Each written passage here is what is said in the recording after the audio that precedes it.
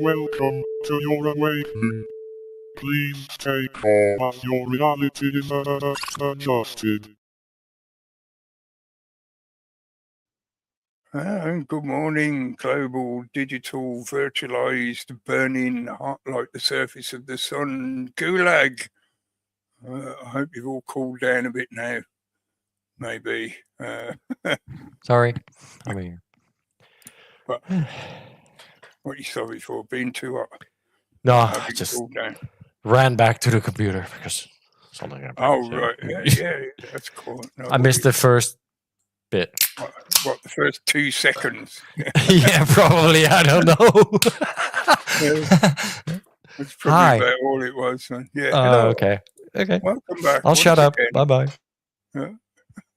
Welcome back once again. Another edition of Soul Excalibre on this not quite as hot moon day evening. I'll have to draw the curtains later once the sun's gone down a bit. But first of all, let's have some summer solstice juice. Yeah. Wow, definitely needed that. Yeah, now that we've all cooled down a bit, don't know if you noticed, I asked Pete and he quickly got the AI to knock this up. Because I thought it's about time. They might as well just get on with it now and show us these weather maps where the surface of the planet just looks like the surface of the sun. Yeah, because that's pretty much where we are. If you look at an image of, say, a weather map from the 90s and a weather map from now, the weather map from now is just like deep red. It's not even just red anymore. It's almost like blood red. It's almost black in some places where the heat's intense, or well, intense according to them and their propaganda bullshit, you know. But yeah, welcome back. This show is not going to be all about the heat wave, but I was going to mention it just a bit, you know, just to make the point. Because while I've been sat here and the carers turn up to check on me each day, and pretty much every single one of them has repeated in one form or another some of the propaganda that's been pushed through the news media over the last couple of weeks, as in things such as it's too hot to work. The government needs to bring in legislation that says if it's a certain temperature, you have to stop work and shit like that. As far as I know, we've already got health and safety rules about workplace environments that cover that. You know, if you're in a workplace environment, say you work in the iron industry, and well, there's not much of that left in the UK, but you know what I mean. Yeah. Mining? Oh, wait. Cars? In a bakery. If you worked in a bakery, but it's fucking hot in a bakery. Vape shop. Yeah. Vape shop. Yeah, when the customers are a bit pissed off with you, but it gets a bit hot, you know. Or if some of the electronics suddenly decides to combust, you know. But yeah, just that attitude of repeating the green agenda propaganda, the Agenda 21, 2030 propaganda about how the changing weather is the fault of humans, the anthropogenic global climate change agenda bullshit. Yeah. But you're not supposed to do anything about it. You're not allowed to buy an airco because that's bad. That's even worse. We're not allowed to have air conditioning in this country for some weird fucking reason, even though there's various places around the country that have air conditioning. Yeah. Pretty much every supermarket has air conditioning. Yeah. If it's hot weather and you're on the high street, just walk into a shop and there's usually air conditioning as you go through the door. Yeah. So you'll see people just hanging around by the doorway. Why? Because it's cool. Because there's fucking air conditioning. Yeah. But you as a private citizen, no, not allowed. Evil human creating energy guzzling machines. Yeah, bad for the environment. Destroying the planet with your need to be cool. Stupidness. But yeah, I got a bit fed up with hearing them repeating that kind of shit to me. And so I've said to a few of them, like, I used to work in a factory when summer weather was like this, and I was working in a fucking factory. Yeah. I ended up at one point, more than one day, I did it for a few days, but I had nothing on under my overalls except my underpants. Uh-huh. Because it was that fucking hot. I went in the works area and changed, took all my clothes off, put my overalls on, and went back to work. And I ended up with what's called swarf, which is the cuttings off the metal parts as you're working them in the machine. One of the burning hot piece of swarf went down in my nether regions because I had nothing clothing to intercede its passage. And I was standing there with my overalls open to let the heat out. And I was fucking working in a factory in that kind of heat. So you're bitching and moaning because you got 33 degrees. Wow. That's it, right? If you work in a fucking chip shop, like, above the fucking chippy. Yeah. Imagine doing that with 38 degrees. And they didn't close down here. So, they were still doing that during the fucking heat wave. So, shut up. So how is it that I think it just makes a good example of how the media propaganda can seep into people's lives, maybe without them realizing it.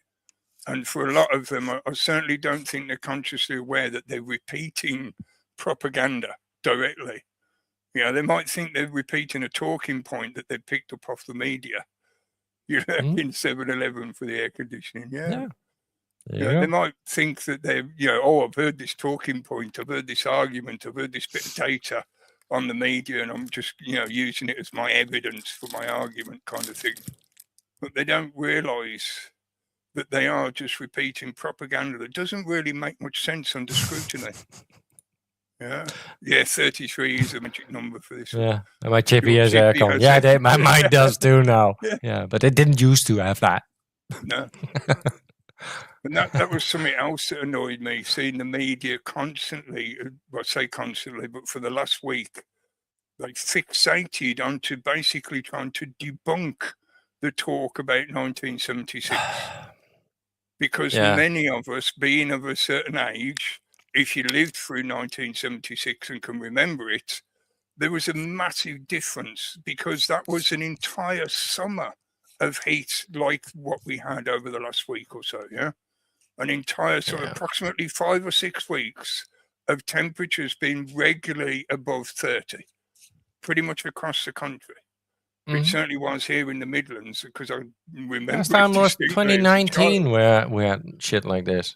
2019 was the last time, we had way in the 30s.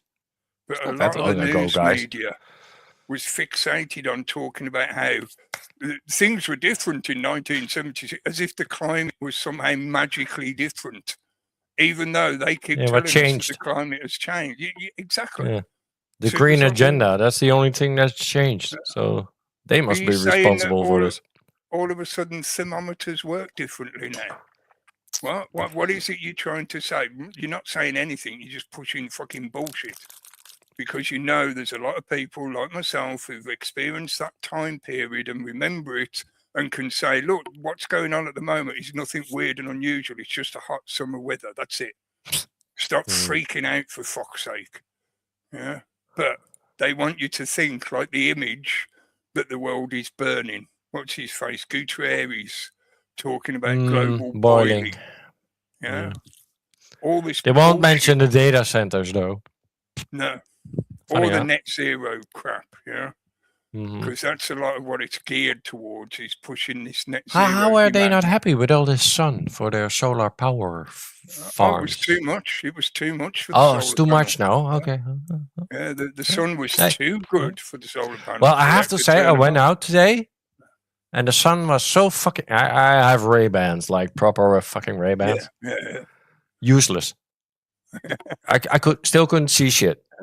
Because the white sun theory bullshit, the thing, right, that they're saying, like, it was so fucking bright today. I don't know. I don't know what kind of... I think I'm going out with welding fucking things, right? Yeah. It's at that level. What the fuck? I don't know if you noticed that, but for me, it's like, it's too much now. Yeah. Even my solar, my solar, my sunglasses don't work anymore, so it's too bright. Something's up. Not okay.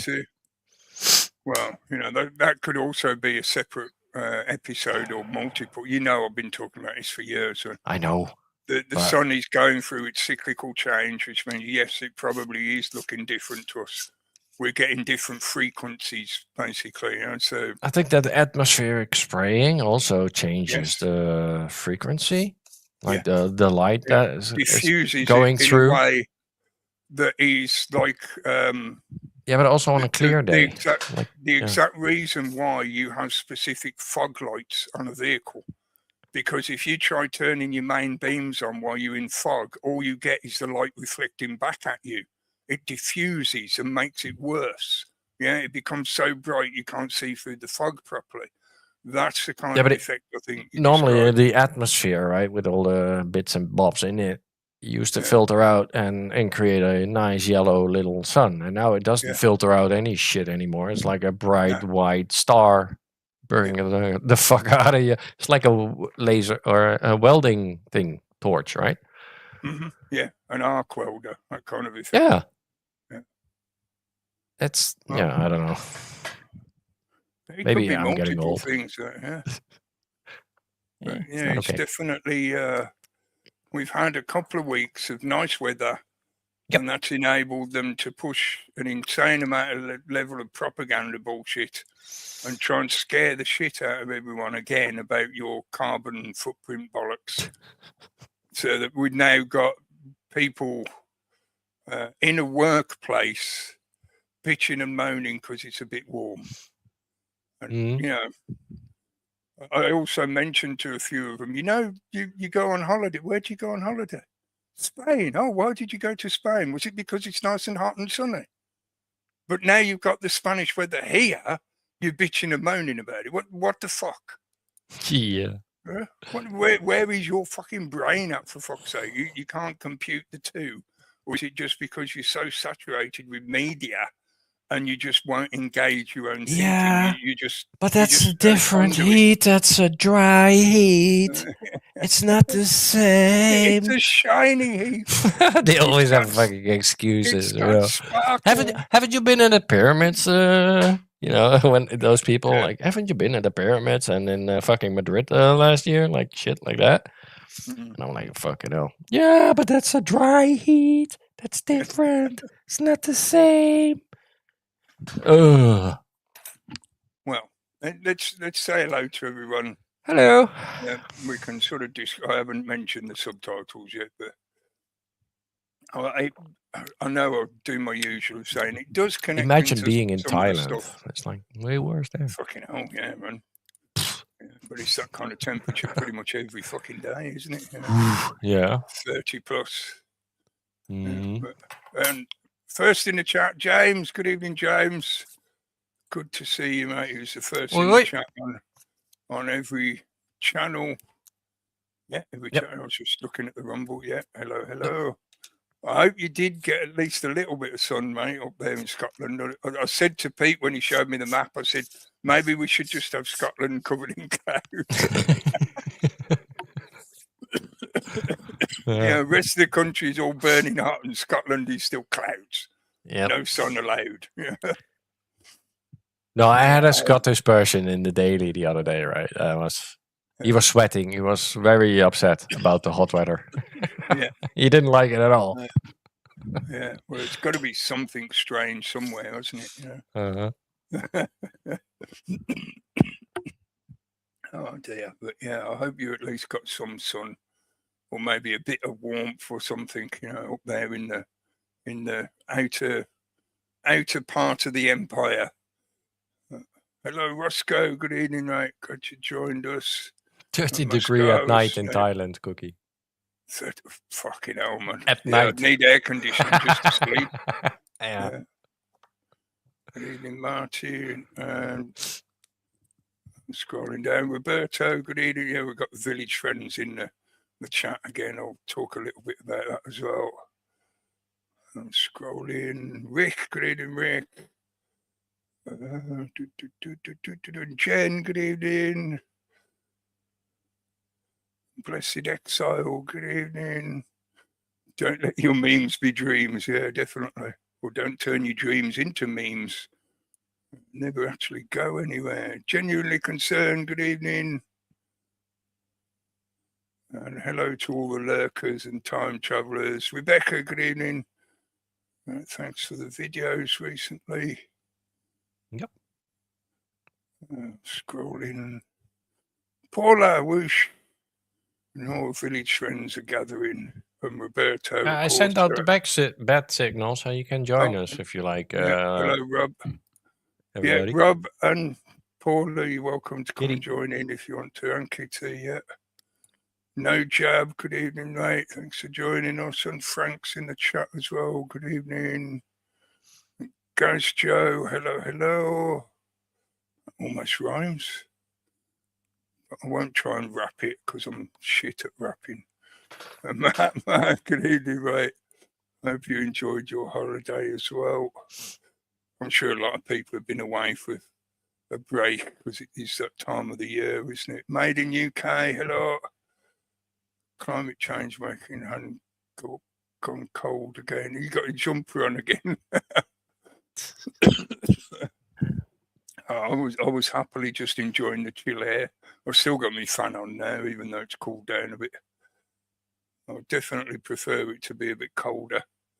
But that's just me. It helps my breathing when it's a bit cooler. Hello, hello. Interdimensional travellers that might be tuning in. And I was going to say, if you're new here, be careful because you might break the algorithm. Ooh. The algorithm has definitely been still keeping its big fat boot right on my head. I actually lost 2 subscribers over the last month. So, the channel is basically completely and utterly stuck. Nitsud, good evening, Nitsud. Good to see you. So I'm making a point of mentioning it. Hello, I think I reached the bottom of the chat. So hello to everyone. Hello to all the lurkers and time travelers, etc.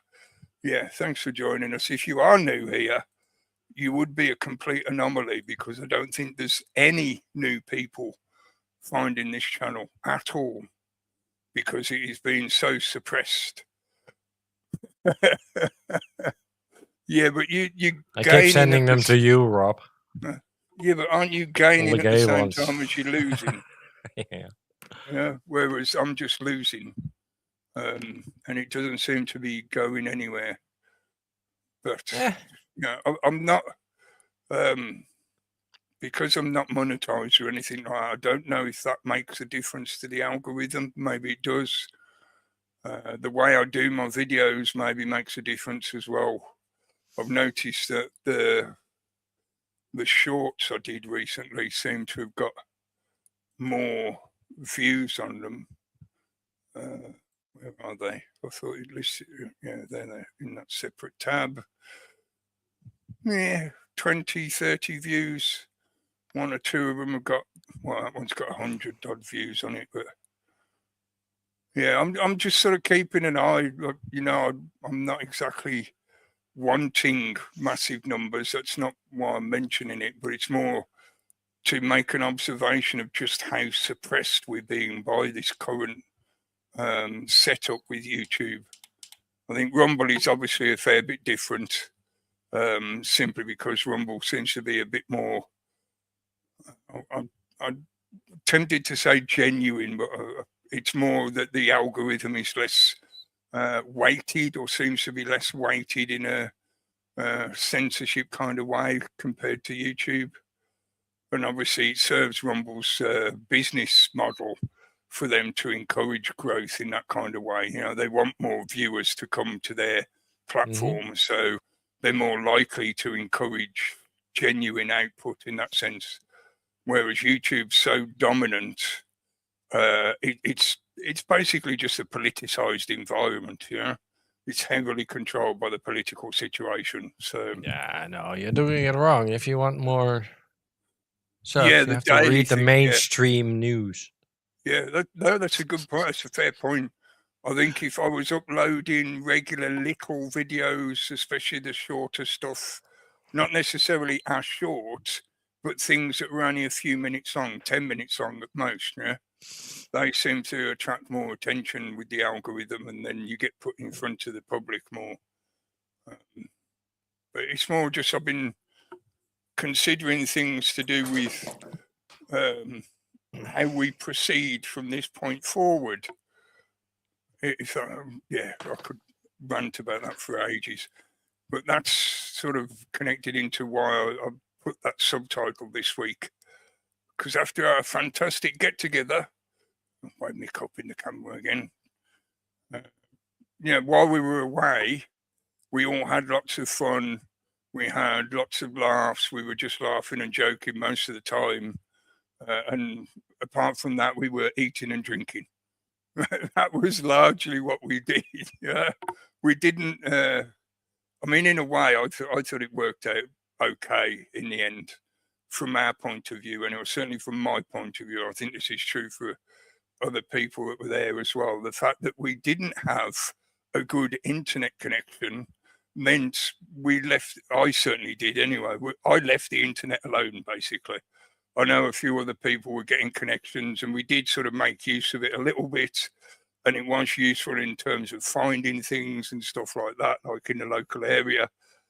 But to me, it was just nice to be away from it in that respect. But it meant that we couldn't do a live stream.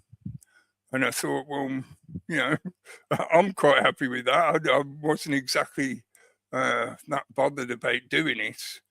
But it was more the fact that it meant we didn't really sit down and discuss things in the way that we often do with these broadcasts. When we have our little group discussions.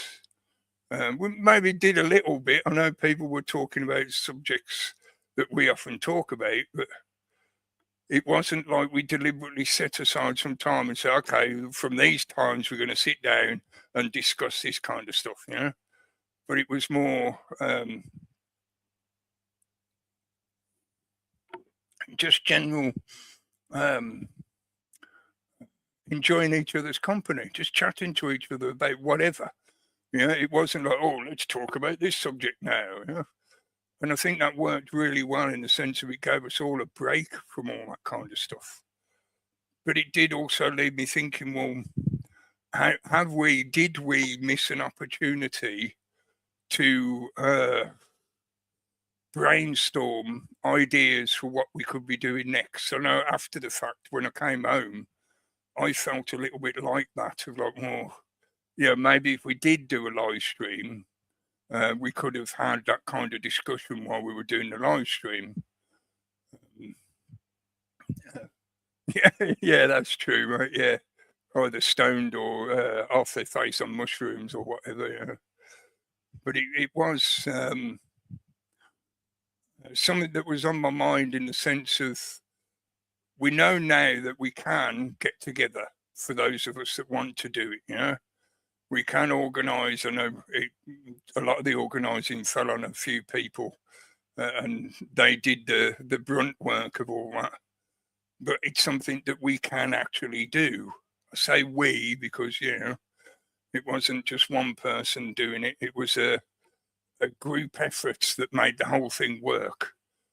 Some people did a lot more than others, and other people did hardly anything. They know who they are. We know who they are. But, it was one of them things where the ship moved anyway, even though, it was a bit disjointed in many ways, but people just got on with it. And I think that was what proved the connection. Whether it was doing it virtually, where we get together and organise these broadcasts. And in that sense, again, there is none of us have a manager, as far as I know. Nobody does anyway.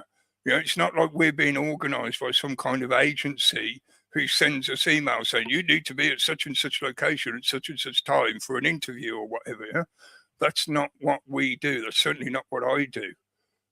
We coordinate in a very loose and open fashion that just works because people have genuine interest and passion to do it in the first place. And to me, it's that energy that makes this whole thing work. if this was predicated on people just wanting to make money, it would operate in a completely different way. You know, it would be more like any business that you would find on the high street or whatever. But that's not what this is, and I think there is a deeper root of energy that brings us together in that kind of congregation fashion. We are a congregant. In the fact that there are certain subject matters and certain ideas and information that we all sort of generally have some kind of connection with or agreement on, or consensus is one word that could be used. You're doing a talk next week to include the subject of community. Good stuff, right? Definitely. He's lecturing now. He's on the lecturing tour. Yeah. Well, that's another step in the right direction as far as I'm concerned. Yeah. Obviously, you've got to be thoughtful about who you go and do stuff with, and stuff. But it becomes a bit of a compromise, doesn't it? You have to be able to compromise a little bit, which again references me to why I chose the subtitle the way I did. Because I think one of the consensus that I'm pretty certain most of us would agree on, if not all of us, is that the idea of dreams and the pursuit of your dreams should never be limited. There is no limit, because you're talking about creativity, full stop. Your dreams are your creative thought process of things that you would either like to achieve or gain or have or whatever. That's why they're your dream desire kind of thing. So in that sense, you can't limit it. The idea of limiting it is an oxymoron. There is no limit to your creativity. The only limit is when you start to control yourself or pull back on your creative thinking. You deliberately put a stop to it at a certain point. So, maybe that far, but no further kind of thing. So that is a choice that you're making to put a limit on it. When you go to sleep and you explore the dream realm in your sleep, there is no limitation like that. Unless you're having a nightmare and then often you'll wake yourself up from something happening in the dream, yeah? But go on, if you want to say something. Well, when I have a nightmare, I probably have to pee. That's normally my fucking wake-up call. Yeah. So, no. Yeah, it is like your body trying to tell you to get up. Get up. Yeah. Your bladder control is about We're to done fail. with the nice ladies. You need to pee. This is not the kind of wet dream you want. Uh-huh. But I think the main point being is that the idea of limiting your dreams is something that is impossible in the dreamscape itself. But we've got to then take the ideas that we have, the creative ideas, the dreams that we have, and try and apply them in the real world, as people love to say, the physical realm in that interpretation. And that's where you do get to the point of, well, there can be limits on your dreams, not necessarily of your own choosing or creation as well, because often it's outside forces or situations that put a limit to your dreams. So maybe you could also refer to it as just a perception of realism and an acceptance that, well, I can dream big, but reality might be sort of curtailing my ability to reach the height of my dreams, so I have to sort of compromise and accept as far up the mountain as I can manage to get, because it's not going to let me go further up, Higher in the chat, Lance. Hello. So, the idea in my thinking, partly based on time away, where we had the opportunity to kick back and just relax and not be worrying about any of that kind of stuff if you didn't want to, You could just ignore it and leave it alone for a few days. Gave me that thought of, well, if we can do something with this energy that has brought us all together to this point where now we've been doing these broadcasts, these conversations for many years, and we've got a lot of people who turn up regularly that have that same kind of energetic drive. To me, it's sort of, well, I don't know. I feel like there's something that could be done with this rather than just the perpetuation of these broadcasts. I can keep doing these broadcasts forever and a day, obviously until I fade away or whatever. But the point being is, I could keep just ticking over doing this same stuff. But largely, a lot of the subject matter that I've covered over the years, it's getting to the stage where hopefully, I think the regular listeners certainly are definitely aware of this by now. I think most people can see the repetition now. And I'm not just talking about myself and what I'm doing. I'm talking about the situation as a whole.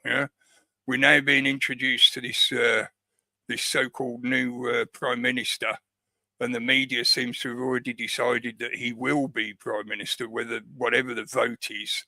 They don't give a shit about what the vote says.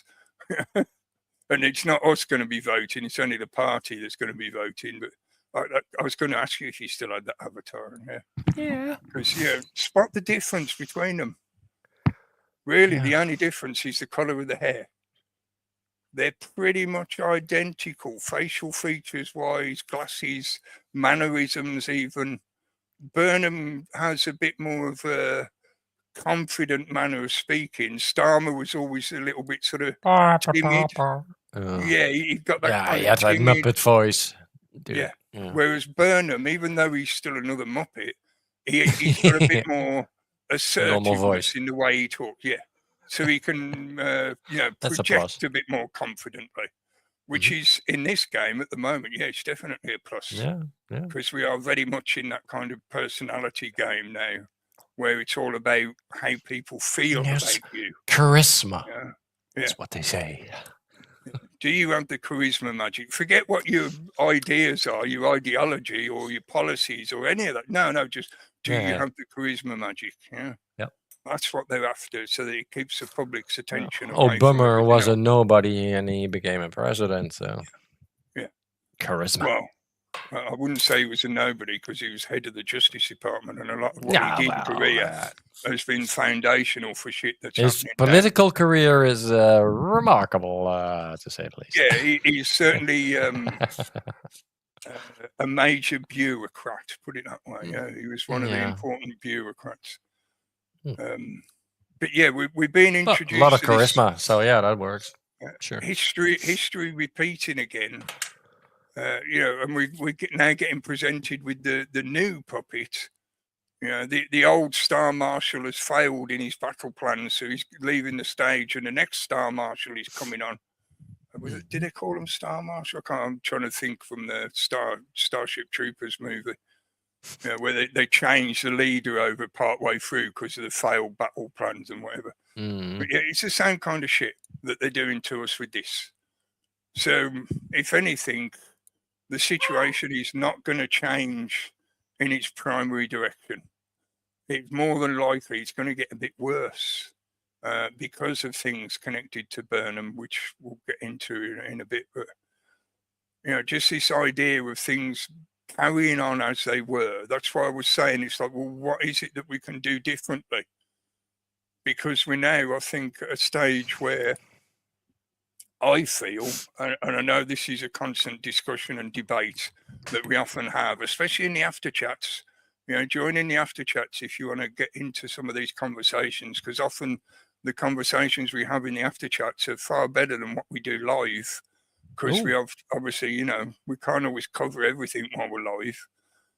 But the after chat conversations can often go all over the place. But yeah, this acknowledgement that I think quite a lot of the general public now, certainly beyond the level of the majority, we're well beyond the 50% now in certain subject areas, are aware that the government is somewhat tyrannical, or is certainly trying to drive them towards a tyrannical environment where they have little control and say over what is happening. And the public is becoming more and more anxious about how to deal with that level of tyranny. Some simple examples. You're now not allowed to say certain hurty word things on the internet. If you do, you can potentially face jail. Yeah, or prison, I should say, because jail is the place you stay while you're having your court case done. Yeah, when you've been sentenced, you go to prison. That's a semantic, pedantic difference. No, it's actual difference. Difference in it is a treatment, difference in all Yeah. kinds of shit. So yeah, no. Yeah. Yeah. You're still presumed innocent when you're in jail. At the moment, yes, but there's even potential that that's going to change. Yeah.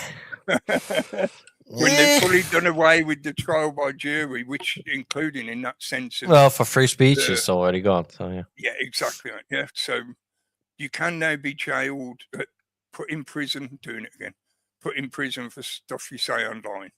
That's fucking tyrannical. Within 24 hours, quick justice. Most of the public, after the Southampton shit, but most of the public are now aware of that. They're no longer questioning that it's just some conspiracy theory from somebody like David Icke or whatever. No, it's in your face, fucking obvious now. Yeah. Yeah. Situations like the implementation or the attempt to implement ID systems. Most of us, certainly in my generation, most of us had family members, either fathers or grandfathers, that fought and possibly died in the Second World War to prevent that papers, please kind of society. Yeah, the need to carry ID constantly. That's what the digital ID is introducing. So again, I think a lot of the public are now starting to realise that, oh shit, this wasn't just some science fiction movie idea that some crazy conspiracy guy was talking about. No, they're actually talking about doing this now. Oh shit. Yeah, so now people are starting to realise that it's at their doorstep. Yeah. There's a few other things I could list, but people are aware of all this. Yeah. The build up of these incidents, these confluences of things that used to be considered either conspiracy ideas or just fantasy are now being talked about as being directly implemented into our societies. Yeah, Orwellian fucking situation. So a lot of the public is now aware that we are teetering on the edge of an outright tyranny if we're not already tipping over. Yeah. That's the curse of getting red pilled, black pilled, white pilled, whatever pilled, right? That's the curse. Yes. Like you automatically become an enemy of the state at that point because you are no longer a slave. Yeah. You are now on a list. They are now applying their monitoring systems to keep an eye on you and flag you if you raise any questions. Yes. And now in our time, you get lost in the books because they would take a loss like 10%, 5%. We'll take a certain amount of loss. But we are now at a tipping point where it's 50, 60, 70, right? It's tipping. It's beyond the majority now. Yeah, when it's just a small group, they don't care. If you live off the books and live as a hippie and don't work, don't do anything. The few outcasts or outriders that were allowed to live on the fringe of the empire, yes, they were tolerated as a collateral loss. Yeah, calculated risk. But now we're at that point, and this is why I wanted to raise that discussion point. Where do we go from here in the sense of the system for a while now has allowed a few of us to live on the fringes, to be off-grid and shit like that. But that is not going to be tolerated in the coming years. They're already pulling the fences in. They're already increasing the legislation to restrict such possibilities. Yeah. The banning of wood-burning stoves is one example. There's other things like the insistence of being wired into the net if you have a solar panel set up, stuff like that. Yeah, smart meters, all that. Yeah. And if they bring in the ID system, it would be even more so.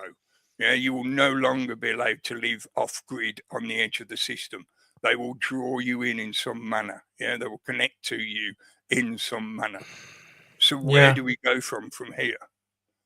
I think COVID plays into this, right? As a order follower test.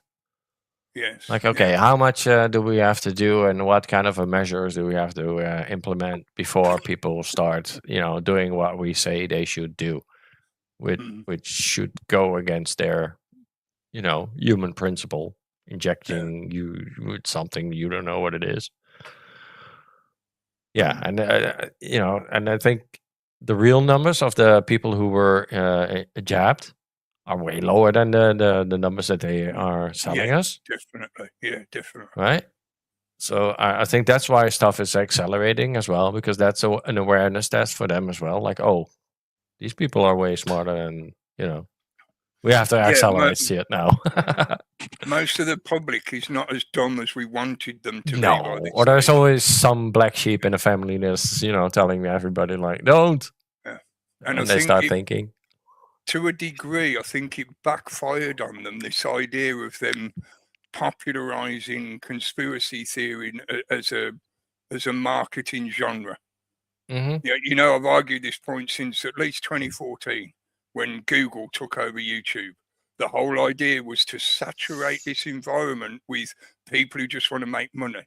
So they turned conspiracy ideas into just another marketing demographic. I could Yeah. do with that clip of Bill Hicks now, where he's fucking ribbing the shit out of the marketing guy in the audience. I also don't think they could have pulled it off if they hadn't destroyed pop culture, the pub, right? Before all this happened with the smoking they regulation did virtualize right? They forced it online, which gave them that. Yeah, and the actual intercedence people point. that like smoking, drinking are no longer going to the pubs. The talking points are no longer happening in the pubs, the meetups, and where you can talk openly without anybody listening, because the 77 Brigade could be listening to this one. Right? And there's that definite, distinct difference. And I'm sure that the village friends will attest to this now that we've had that opportunity to physically meet. I know I'd met a couple of people beforehand, but the whole group of us together, there is a very distinct difference to meeting physically face to face. Yeah, it's one thing. It's great that we've got this internet communication technology. Oh, hello, CMB. I forgot to say hello to you earlier. Yeah, Sorry, there.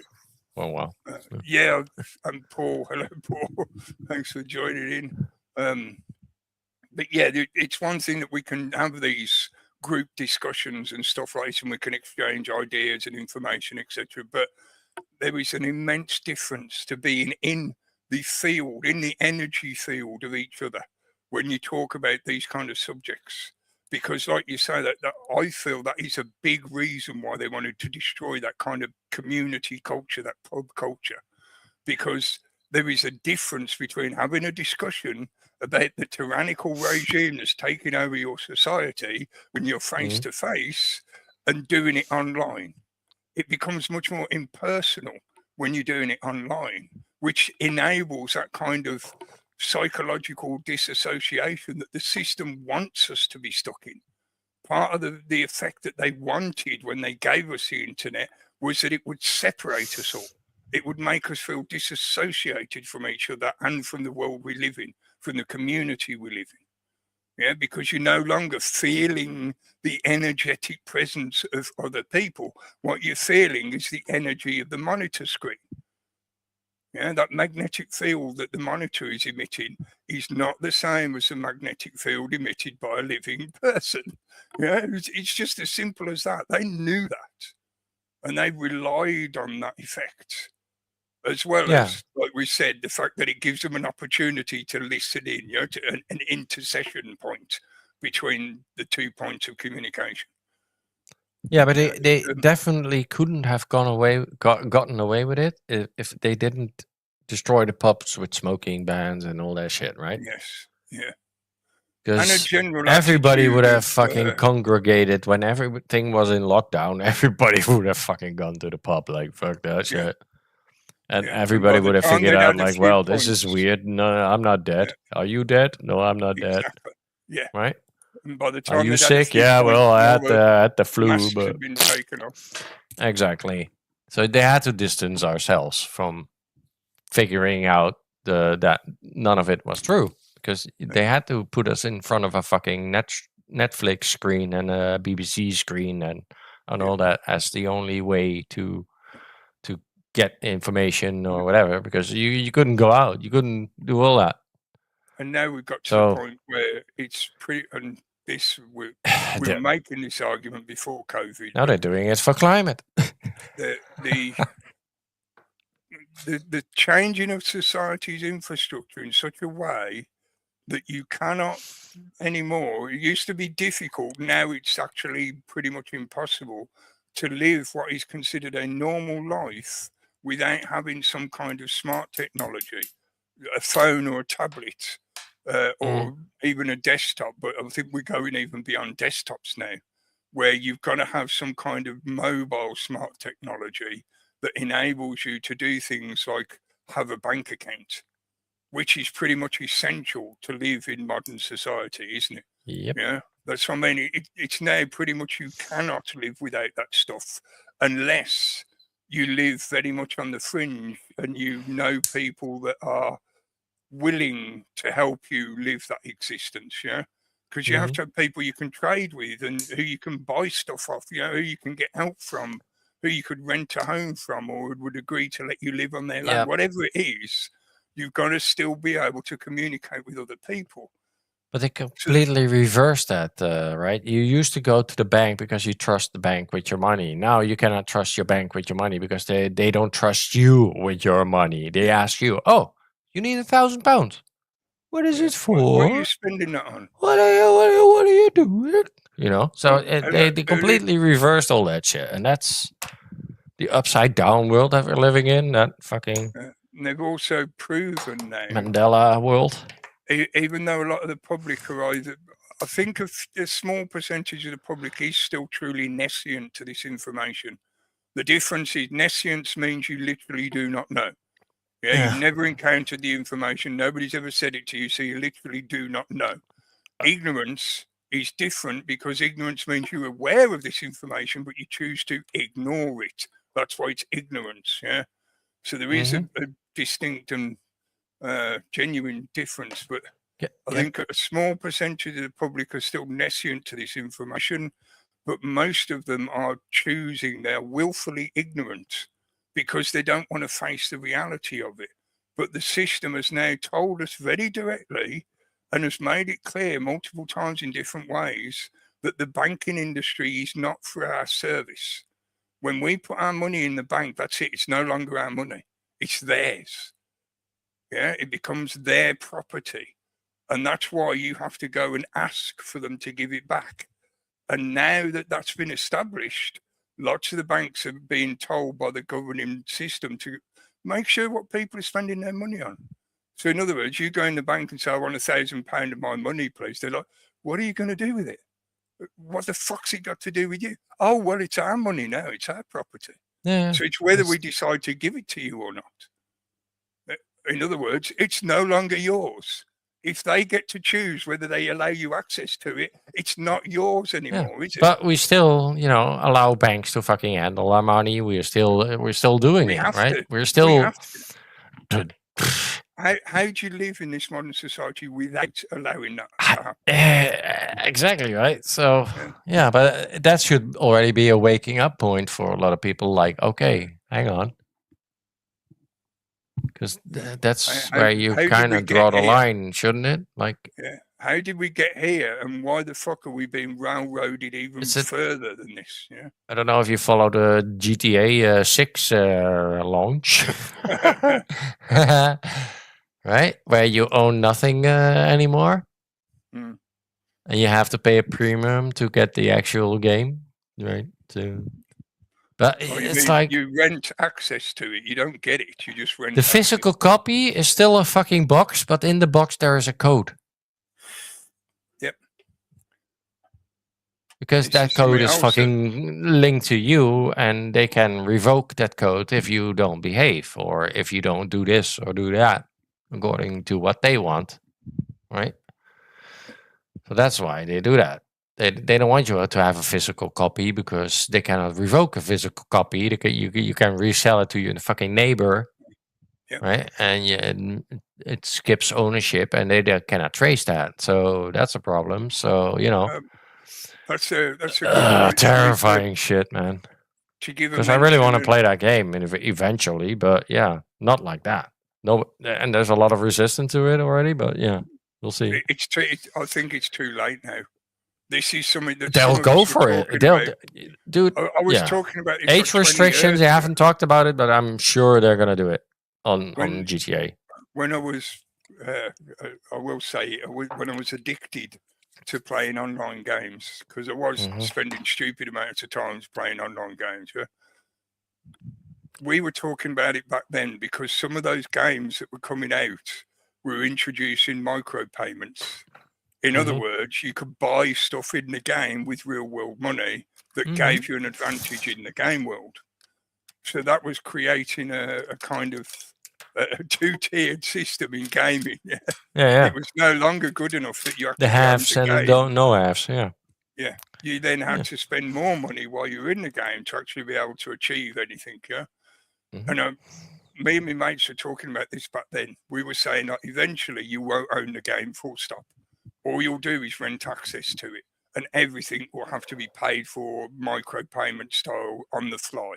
So if you wanted a particular weapon for your character in the game, you'd have to pay real world money for it. Yeah?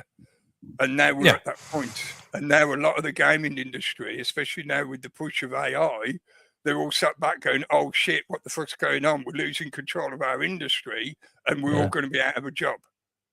What a fucking surprise that we told you this 20 fucking years ago. Yeah. That's the irony that a lot of people are not catching on to fucking in the GTA community somehow, because there's a normal version for $80 and a premium version for $100, right? Yeah. So in the premium versions, you get 5 more shops. Right. That includes a hairdresser and shit you can buy. Yeah. And people are upset about that's not included in their $80 version. Yeah. You're talking about more possibilities to microtransactions, and you're upset about not having it, right? So they already got these people like where they want them, because they're now upset because they don't get all that stuff. Yeah. But what are you actually talking about? Shops where you can buy stuff. Fucking hell. Retard. In that reference, talking about owning stuff or not owning it, just renting it. But I wanted to give a mention and a shout out to Corbett. Put up a video today where he's talking to Hayes Reviews, a English guy actually who's got a channel where he does book reviews. And of course, he's buying the books, reading them, and then reviewing them. So to me, that's what, hard copy, physical, hard copy. Yeah, actually fucking buy it and own it. Yeah. Because then they can't digitally change it.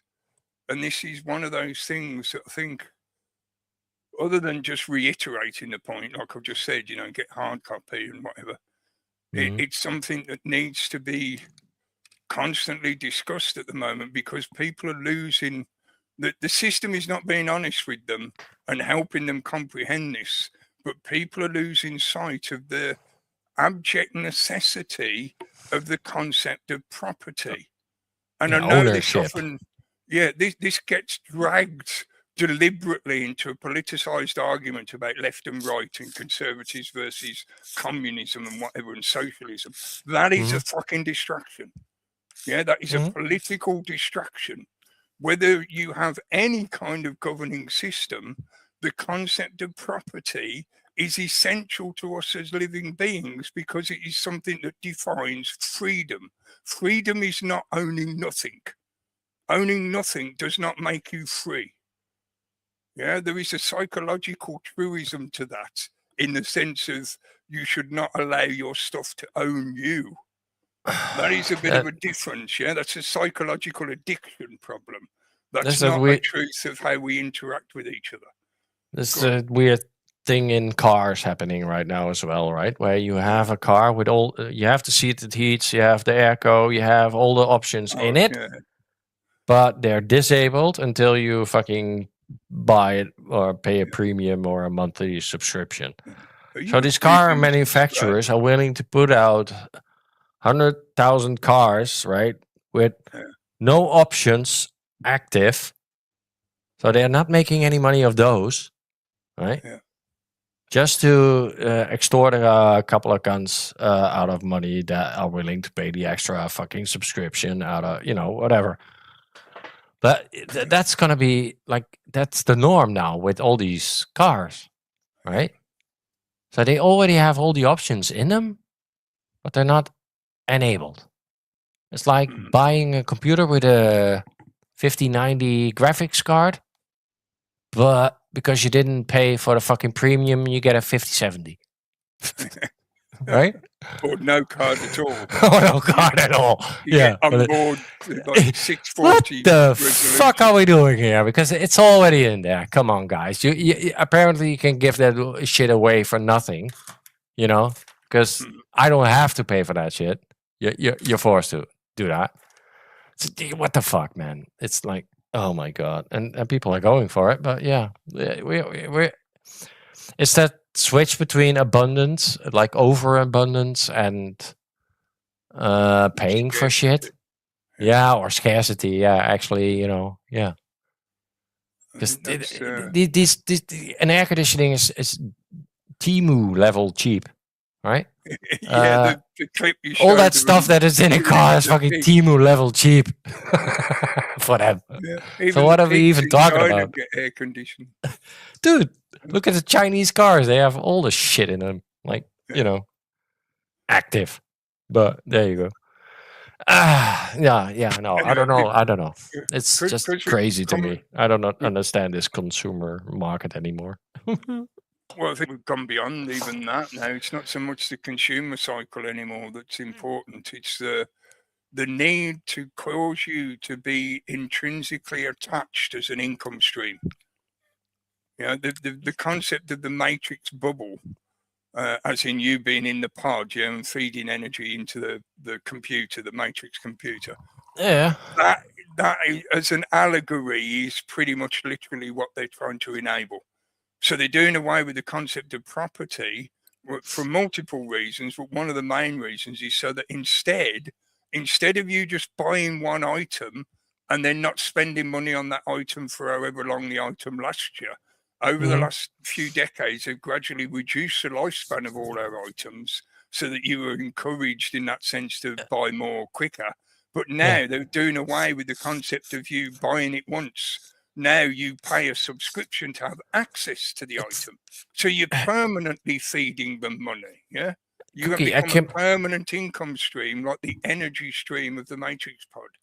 If you buy a modern BMW right now, I can buy it with all the fucking luxury on it. And when I resell it, right, the second-hand owner will have to fucking call BMW to get all that shit switched on again. Because then the subscription switches over to a new owner, right? And he has to pay for that fucking premium of all that luxury that's on the car that you bought. Yeah.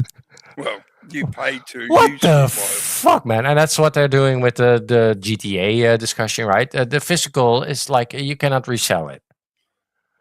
You always have to buy a fucking new copy. If you lose it, if you whatever the fuck happens, right? You have to buy a new copy. You cannot fucking sell it secondhand and buy a new game or on that when you're note, done with it. That's crazy. Just for brevity and intellectual honesty, you will encounter sometimes, especially in academia, books, hard copy of books, where there will be an additional license in the front print where it will say you're not allowed to resell this. So they do sometimes attempt to put similar limits even on books. But like I said, I've only ever really encountered that in some of the academic books. But, you know, it's something where they collect the intellectual property bullshit. Okay, thing, you know? okay, that's a copyright kind of a thing, right? So I'm all right with that. You can have that on physical data as well. You cannot, or you could just give it away. You know, most of the time when I've seen it, it specifies you cannot resell this material. So in other words, you can give it away. Yeah, but there's a reason why they are doing this with the biggest game in the fucking world, right? And the biggest anticipatory game, That and you know, if it works for them, if everybody is still gonna buy it because it's so fucking great, or whatever, you know, then they won, because that's how they're gonna do it. It's the same with the porn shit. It's attached to the person now, isn't it? Not the vehicle, the car tax. That's why it doesn't transfer to the new owner, because it's registered to you as an individual, isn't it? I think. It's been a while since I've had to tax a vehicle. No, you when you buy all the luxury in your car, it means you're buying subscriptions. Yeah. And you Yeah. cannot hand over your subscription to a new owner unless he agrees to it. So everything gets switched off, and then they have to go and Rob's sign pointing up. out that it counts for the car tax here in the UK as well now. As in the car tax is for you, not for the vehicle itself. It used to be attached to the vehicle, because that was usually a selling point when you advertise your second-hand vehicle. You know, it was like, includes however many months of tax still on it. Yeah, Sure. but obviously now you can't fucking do it. Every possible way they can, they are trying to draw money, energy back from you into their system. Now, this again, you own you don't own it. It's that simple, we're on the right? hour, and I want to play a video, but just to reiterate those main points that I wanted to raise was the fact that I thoroughly enjoyed the weekend away. It was fantastic. I definitely was re-energized by it, and it was great to meet people. But it's still, after the fact, has left me thinking, what do we do now? What do we do next? You know, can we do something next? You know, I'm not necessarily saying we absolutely have to, but the point is I wanted to discuss it and said, well, considering the situation, I know it's global, but talking just in reference to Great Britain at the moment, because that's where I am. You know, we are literally a collapsing nation state now, I think. You know, I'm quite happy to accept if people think I'm overly cynical in that perception or whatever. Yeah, no, the whole West is, I agree. We're all in the same boat. But I think the UK is definitely on a leading edge of it. I think maybe only the Commonwealth is ahead of us, and that's because it's the Commonwealth, so like Canada and Australia, yeah, because they're part of the Anglo-American fucking empire in that respect. But I think we are absolutely already on the descent. We've gone over the crest now, and we're on the descent into the collapse of this nation state. So if that's happening, then we need to be prepared to bounce when it crashes completely. And that takes a bit of forethought, because I know people hate the cheesiness of it, but proper preparation prevents piss poor performance. It's as simple as that. You know, if you're not prepared, then it's going to fucking knock you flat. And being prepared doesn't mean having a fucking nuclear bunker and all that kind of stupidness, no. But it means definitely having a bit more thought about what's going on and having the right kind of energy in your heart, that you're not allowing their bullshit, their propaganda, their psychological warfare to knock you down. Because that's a major part of what's happening at the moment. There's the physical aspects, yes, of course, the way they're attempting to change our societies, the way they're attempting to railroad us into a surveillance state, a technocracy, with a perpetual war going on in other parts of the world. Yes, that's a reality. But a lot of what they're pushing on us, the citizens of these countries, is the psychological warfare to keep us suppressed.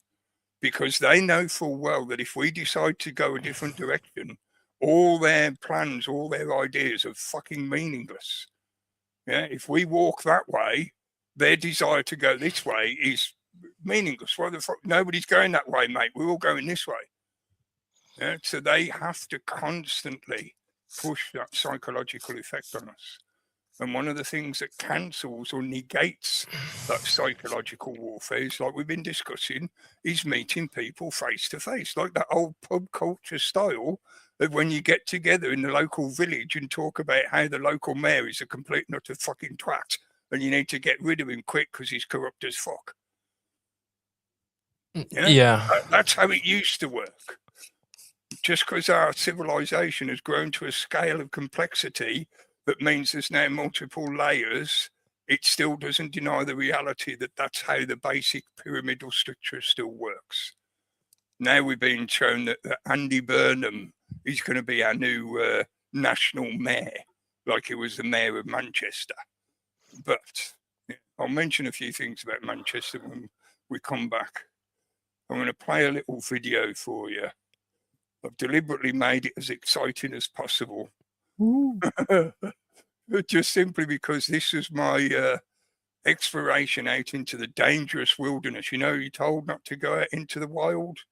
beware of the ticks, beware of the burning sun that's going to boil you alive. All the evil creatures that are trying to eat you in the wilderness. Yeah, this is my exploration through the dangerous wilderness in the south of England. But this is just a little example of what nature does when humans leave it alone a little bit. Not completely. There's a little bit of obvious human intervention that you can see, but mostly this is nature being allowed to do what nature does. So yeah, anyway, I'll be back in a couple of minutes or so.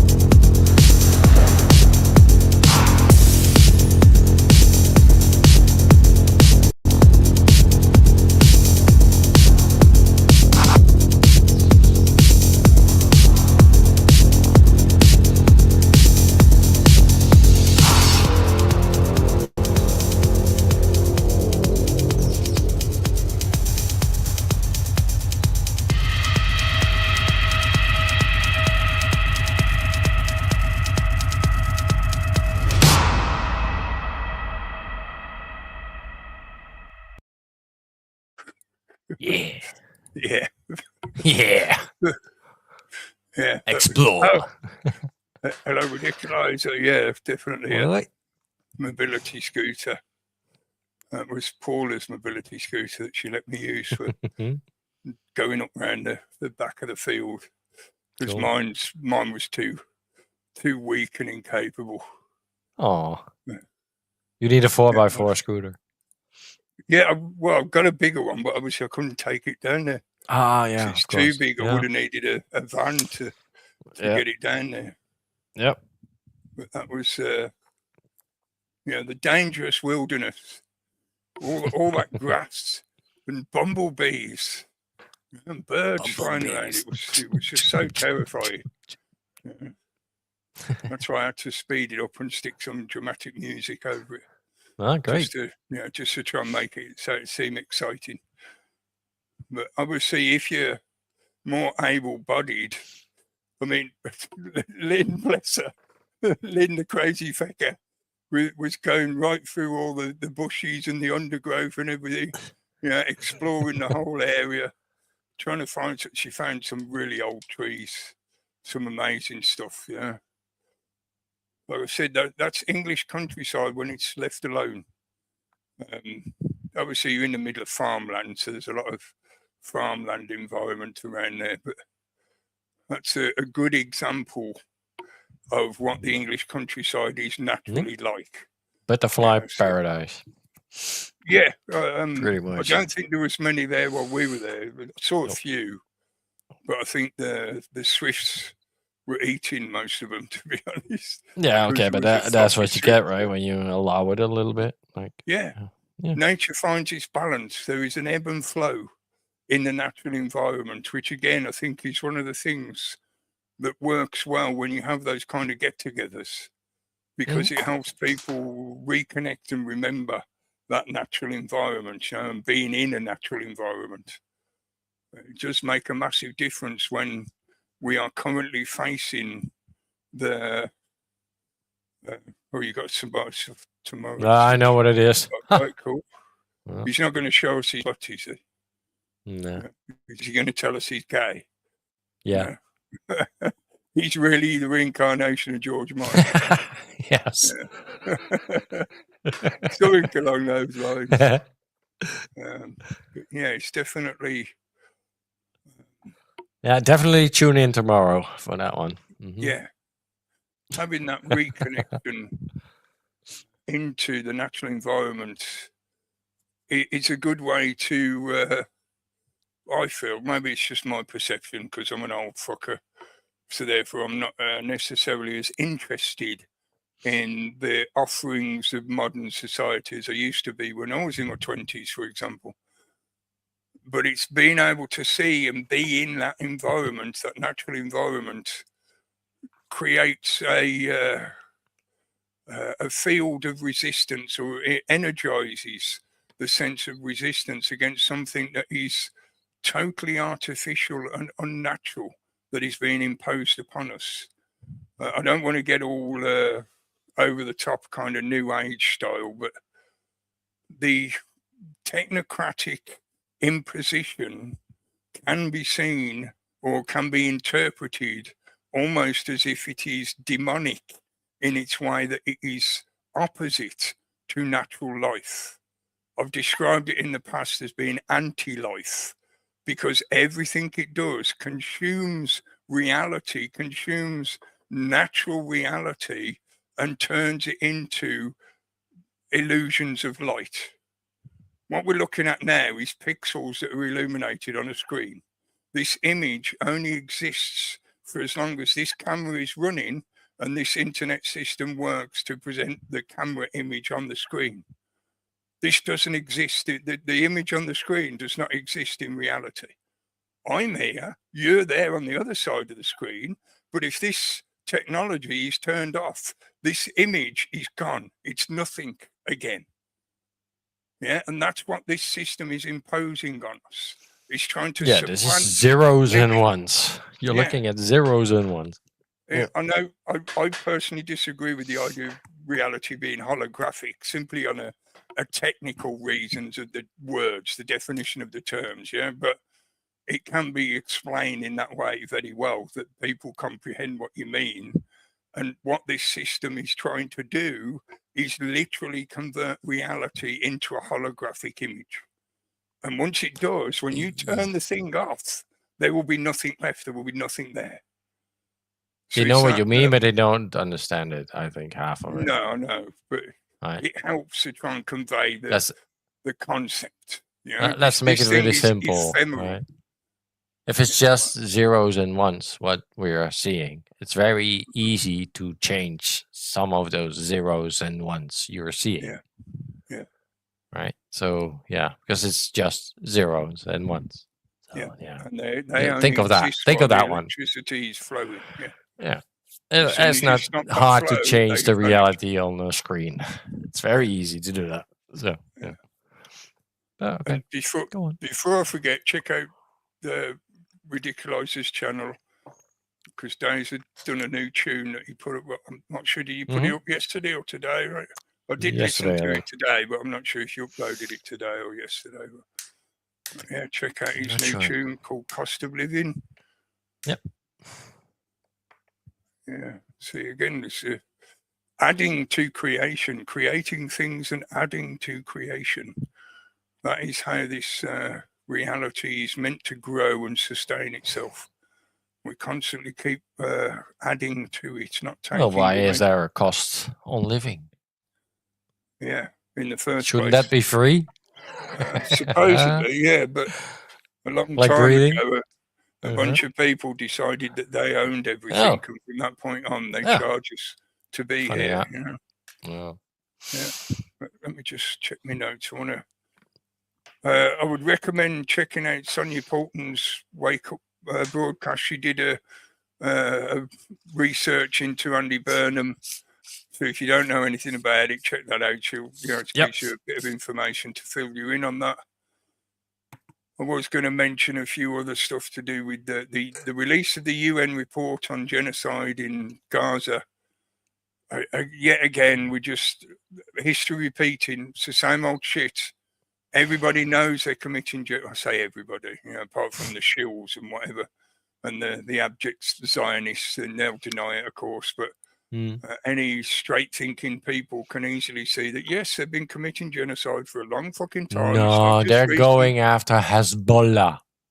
Yeah, of course they are. But even though the UN has said the Hezbollah. same thing before, Everywhere. Everywhere he says Hezbollah. Look. It's everywhere. That's obviously Hezbollah. Yeah, no. Fuck them.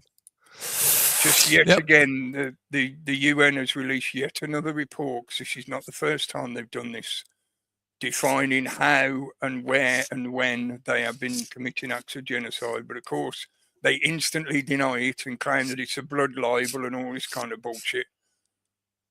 So I don't know what else to say about it. I just wanted to make sure I mentioned it to people, if you haven't heard about this happening, yet again.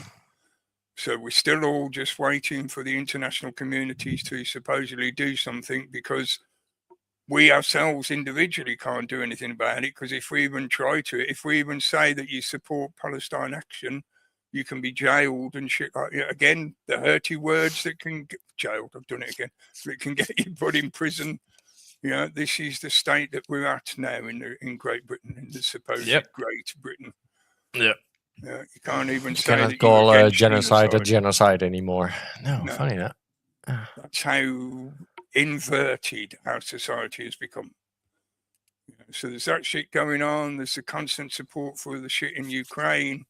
The situation in Ukraine is escalating because there is no way Ukraine could have attacked that far into the interior of Russia without Western allies' help. And at the same time, it is now undeniable that the Western allies are participating in aircraft, running the aircraft from the airfield in Poland, plus we're sending stuff from here. Somebody mentioned earlier about Orwell and Britain being airstrip one. It's like, yes, that's what's happening at the moment, right, with Ukraine. We are allowing them to take off from here. They're stealth bombers and whatever, and they're flying all the way over to Ukraine and doing shit and then coming back here. So we are already fucking airstrip one in this beginnings of World War III. So all of this, while Starmer was telling us that we're going to be gearing up for a wartime economy, now we're getting Burnham replacing him, Burnham replacing him. He's talking about needing a 10-year plan to turn the country. It's like, what the fuck are you on about, mate? You ain't supposed to be in for more than a couple of years. Yeah, he wants to give the mayors more power, so they can run their 15-minute cities or just like he did states. with the C40 group. They want to continue. He's calling it devolution of power. It's not devolution of power, it's transference of power. They're shifting power from Parliament to the individual mayors in each city, in each prefecture. So it gets more convoluted to do anything about fucking anything, right? Because we know who is running for mayor at the moment. It's not the British people in the majority, so that too, right? The access to the controls and the positions of power have become further away from the general populace. Because of that, like I say, they're calling it devolution, but it's not really devolution. Devolution would mean the power would be going back to the people, but it isn't. It's quite the opposite. It's been more focused into individuals that they can control directly. Yeah, it used to be Chinatown. Now it's China City. Literally, they're taking over whole fucking boroughs, cities. It's being handed over to, and the more power you give those people, the the harder it becomes to fucking do anything about it. Get away, to separate them from it. Yeah, well, you have to leave your fucking mother ground or the place you're born in, literally. Yeah. But are you willing to They- give it they up? become- I don't know. They become far more entrenched, and you cannot approach them It at all. does play into that movie, Citizen Vigilante. I don't know. Have you watched it, Cookie? I don't think I'm going to bother. I've heard about it. and I've It's seen a the bad video. movie. If you watch the clips, you've seen enough, right? So, Well, the bits you showed in the daily were enough for me, I think. Yeah. That's what made me you can get you can get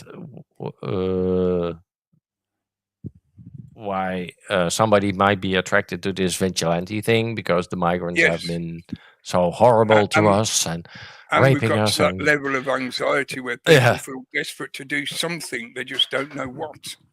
Which means the less thoughtful and the more emotionally manipulable are likely to go into the streets and do something stupid. I've been saying this for years now. This is the point. This is why they've deliberately allowed the chaos, so that it agitates the populace into a poor response. Well, that's why I waited a couple of days, because people are catching up to that. Like, oh, wait a minute, there's a Jewish producer, there's a Jewish studio, there's a Jewish this, there's a Jewish that, and you know, this is literally it plays all into the fucking agenda. Yeah.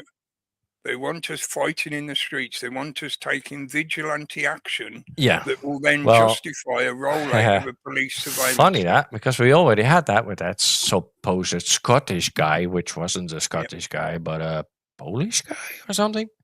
I think he was. Yeah, I'm not sure if he was second generation though. I can't. I don't know, but you know, and.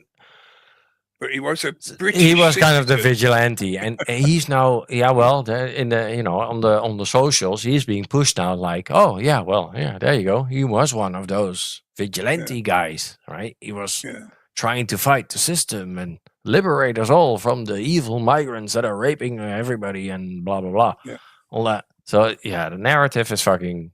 It's like 9/11 again, all over, like. They're prepping us for fucking this shit. So you're either with us or you're against us. Yeah, that kind of shit. That thing. Yeah. Yeah. But see how evil the Muslims are. See how bad they are. See why we are destroying Hamas and Hezbollah and whatever the fuck is happening in the Middle East. Even King Chucky has now become a faith. Are you feeling it? You feel it? King Chucky is no longer defender of the faith, as in. Oh fuck yeah. Faith, Well, even your king has turned against you, so you've got to get out in the street and start attacking people. That's what they want you to think. Yeah, he's playing the role. Yeah.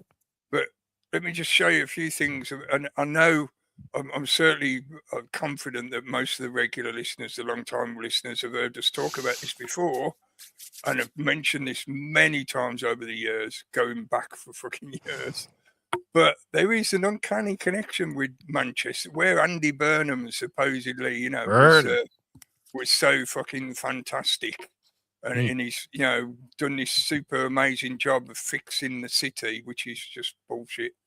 You ask most people that live there, and they'll tell you that the guy is a complete and utter cunt. But this is the media game. This is the charisma game. But yeah, this is just a quick example of a few things. So this is just the Manchester City of Arms. This is not really what I'm talking about. This is what I'm talking about. Manchester has had the symbolism of the bee, the worker bee, since the Industrial Revolution. Who were the people that funded and pursued that Industrial Revolution? They used to call them philanthropists. Yeah, now you call them the tech bros, because back then the tech was the Industrial Revolution technology, the big machinery, the automation systems, etc., including the infrastructure, transportation to move goods around and all that kind of stuff. And that was when Manchester adopted this symbolism of the worker bee. And it's, been quite intrinsic to the history of Manchester ever since. And where does this connection of the worker bee symbolism come from? Well, if you look into just the information about Manchester, it doesn't really say, other than a bit more in depth about what I've just described, during the Industrial Revolution, 1842.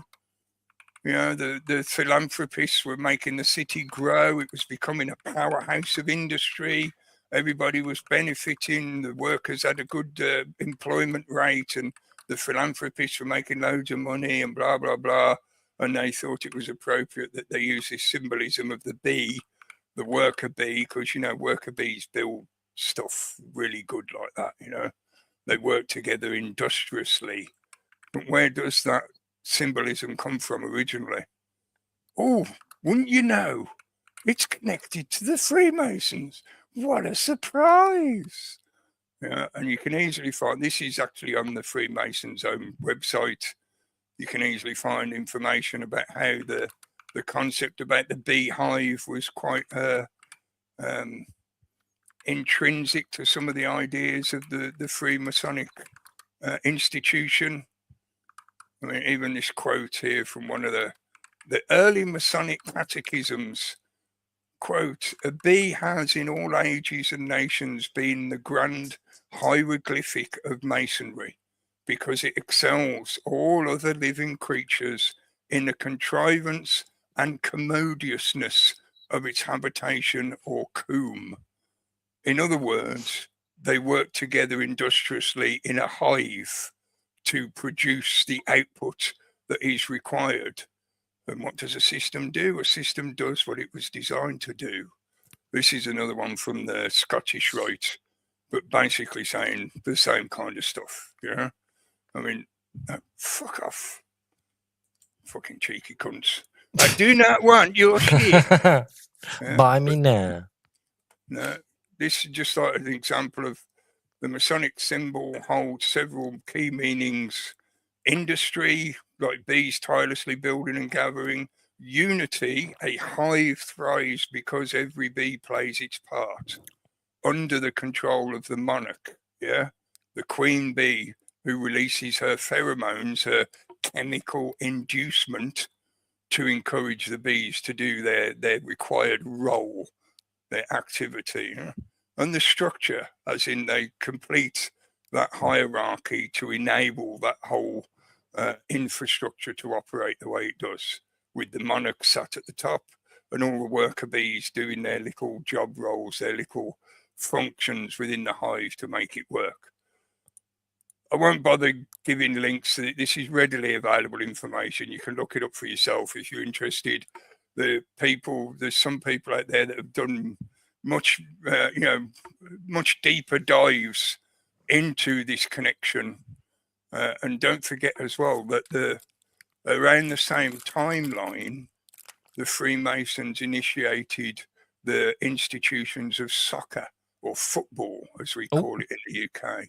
And all the different clubs were ratified and organised into the leagues and all that kind of shit around the same time. The rise of the Industrial Revolution, and often in the history books they describe it as being led by the philanthropists. But the reality is they were organised by the state itself, by the corporatist system, and often through the direct influence and action of the Freemasonic lodges, because there was a lodge in basically every town and city. So what better way of organising the population than through those lodges? And the Society of the Freemasons was viewed differently at that time during the Empire, so it was much more accepted as being part of how society operated, and the concept of that hierarchical system of the empire with the rule of the monarch sat on top and all us being the worker bees underneath, that kind of thing. Well, hi, Steve. Good evening, mate. So Andy Burnham is coming from that tradition. I know there's a lot of people that would like to label him as being communist or socialist in some form. And yeah, certainly some of his policies are going to be very much like that. But that isn't really what he's doing. What he's doing is enabling the corporatist infrastructure to be to be fully implemented in the whole of the UK now. One of the other things that is quite resisted in Manchester is the ULEZ, zones similar to what they've got in London. And both Sadiq Khan in London and Andy Burnham were part of that C40 cities group, which again is part of the bigger global agenda that is being rolled out to implement these kind of infrastructure changes into society. So the reason I wanted to mention this, I didn't get the chance to watch all of Sonia's video, so I'm not sure if she covered any of that element to it. But I don't think he's coming from just a left-leaning Labour Party kind of ideological point of view. I don't know if he is a brother of the craft in that sense. He might be. I know he's a Zionist because, you know, a lot of people were sharing that clip of him saying that the first place he'd go is to visit Israel. Yep. So in that respect, you know, there's not much difference between the institutions of Freemasonry and the Zionist ideology of implementing the homeland of the chosen and all that kind of shit, yeah? So there is interrelation between all those threads. Whether there's direct connections is something that I couldn't readily answer in any simple way. I think there probably is at the higher levels, but it gets harder and harder to prove those connections when you go up the tree like that, you know? Things become much more tenuous. That clip where we was talking about Israel, that was when he was just joining all that stuff, and you know, so back when he was in his 20s. Yeah. So these born and bred politicians, right? They are born and bred to do this. Yeah. They don't know anything else. They don't know. Right. So yeah, I don't trust any of them. So no shit. But I wanted to point that out because even though we're seeing a kind of modernized version of it, I do strongly feel that what we're witnessing is a repeat of what happened during the rise of the empire in the Industrial Revolution. It's just this time, obviously, it's a digital technology that's leading the way, in that sense, leading the way. Yeah, this is the way. But back then it was physical industrial production systems. But now they've progressed it to the digital, the AI, the data centers, all that kind of stuff. And a lot of that is going to lead to the radical change of society in ways that I think a lot of people are just ignorant of, or they just struggle to comprehend how much is going to turn their lives upside down. That's what boggles me. That's why I've tried to talk about these subjects for so long, because I don't think people realise just how radically it will change the life you live. And I know I've explained this in the past. You know, it's why I think the prophecies that come from the ancient world, one of them being distinctly the Mayan prophecy, that's one that a lot of people focus on because it's a bit more clear in the sense of the time and the implications. And I'm not talking about the end of the world bullshit that they tried to turn it into, but just that concept that we are coming to the end of a great cycle. And once that great cycle turns over, so will the life you live. So the way you used to live, the way you think the world operates, is suddenly going to be turned upside down, and you're going to have to start living a completely different lifestyle. And it's not really by choice. It's not because you think it's a better way to live or something like that. No, you're just going to be forced to by environmental requirements. Some of that will be physical, literal changes in the planet because of the sun cycle, because that's what the Mayans were mainly focusing on, the way the sun cycle changes over thousands and tens of thousands of years. But it's also societal. And I think there is now... Come on. I can feel the sun fucking, you know, I can feel the change. Yeah. Because there is now a body of developing scientific evidence that outright proves now, because for many years, most of I say us, people like me that talked about this kind of idea were just ridiculed as, oh, that's just crazy shit, mate. That's just hippie woo-woo shit. No, the output of the sun affects us physically and psychologically. Yeah. So when the sun cycle changes, it changes the way people think. It changes the way our bodies interact with the environment our environment changes. All the biological life around the planet is subtly changing because of the change of the sun. That The too, right? desert It's is so greening again. ironic that they call us the climate change deniers, although we believe in fucking Randall Carlson and periodic fucking ice ages, and the climate the changes difference all the is that, fucking time. We know yeah, that. they want us to attribute it to And humans, to anthropogenic. well, if you look at the chemtrails, yeah, it might be cookie, right? Well, Because in that respect, yes, we are or adding or the pollution, harp, yeah. or the harp, or the nuclear test that they did in the fucking 60s. We might be living through the ramifications of all that, right? The high atmosphere test they did, fucking blowing up, literally blew up the fucking atmosphere. I find it highly ironic that experiment was called Starfish. Yay! Yeah. There's a reason why I call it now. That was the Starfish Because he experiment. also shot down a UFO on that one of those tests. Yeah. Starfish Prime. Yeah. Yeah. No. Look. It's crazy, right? So yeah. This then brings me back to the subject title.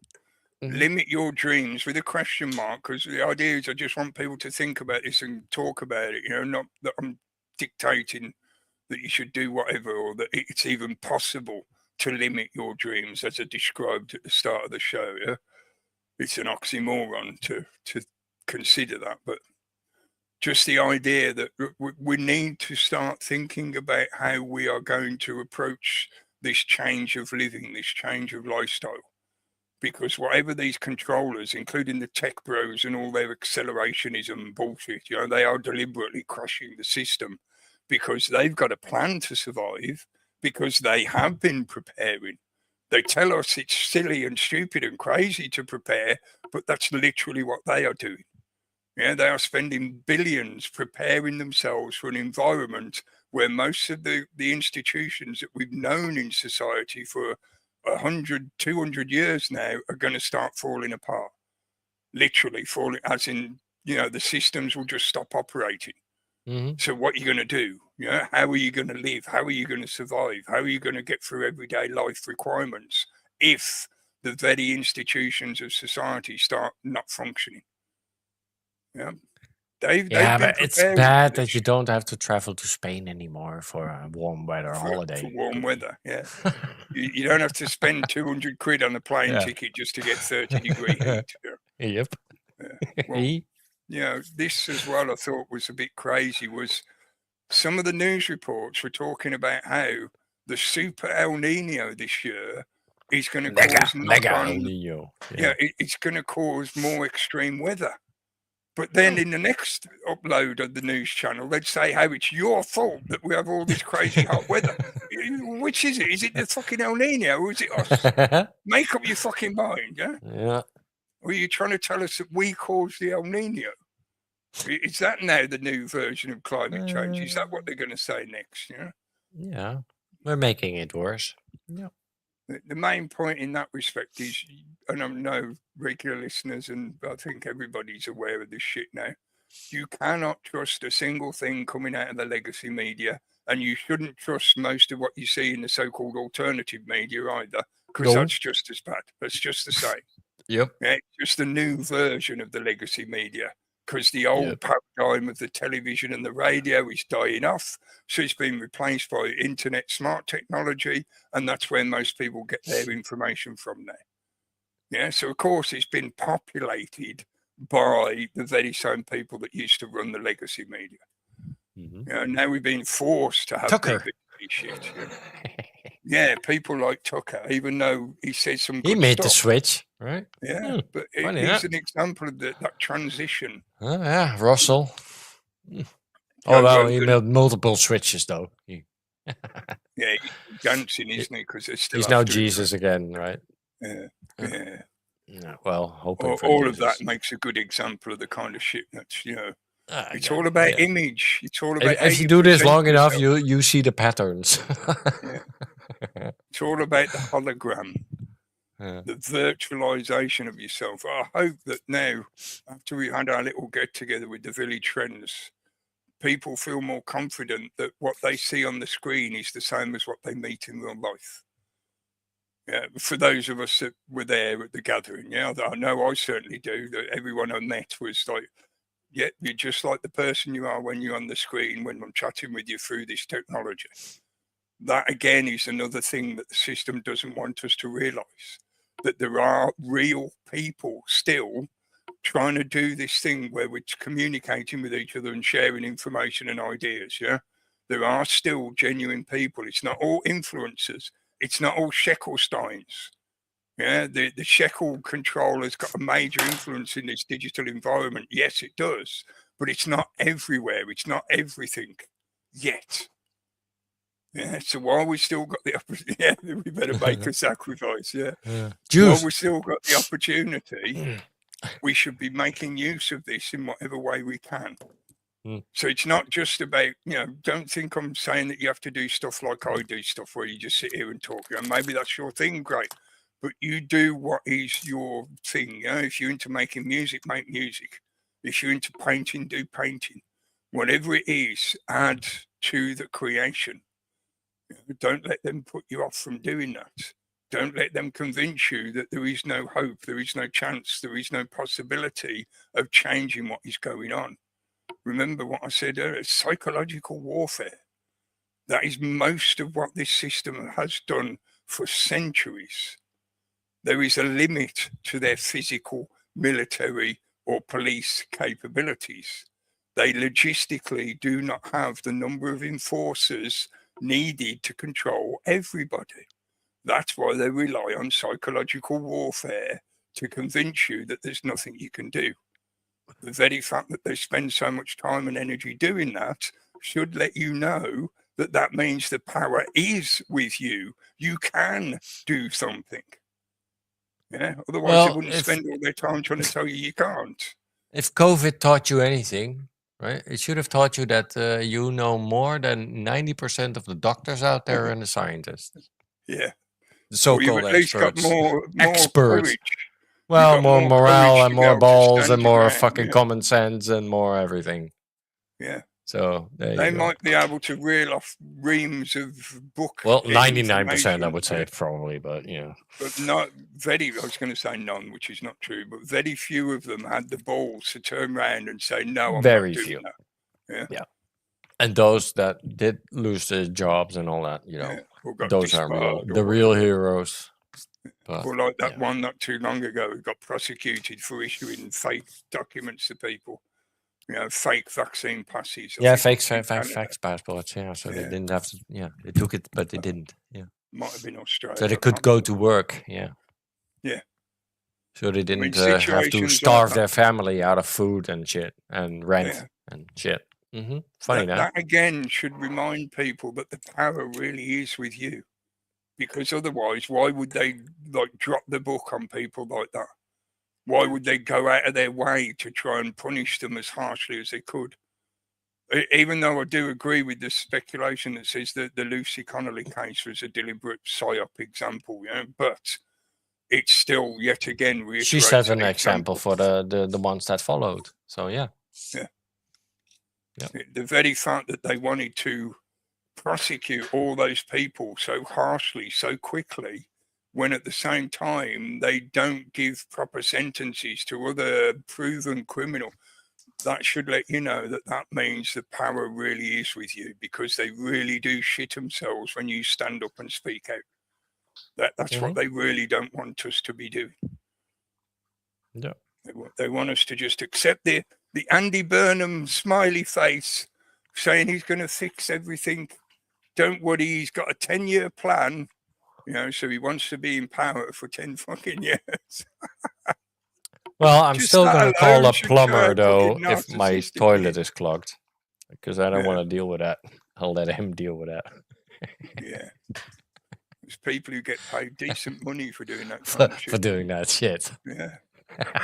For digging that shit. Yeah. Yep. That's what they're paid for. So I don't have to. So there you go. But since Roman times, that's been a highly valued job, hasn't it?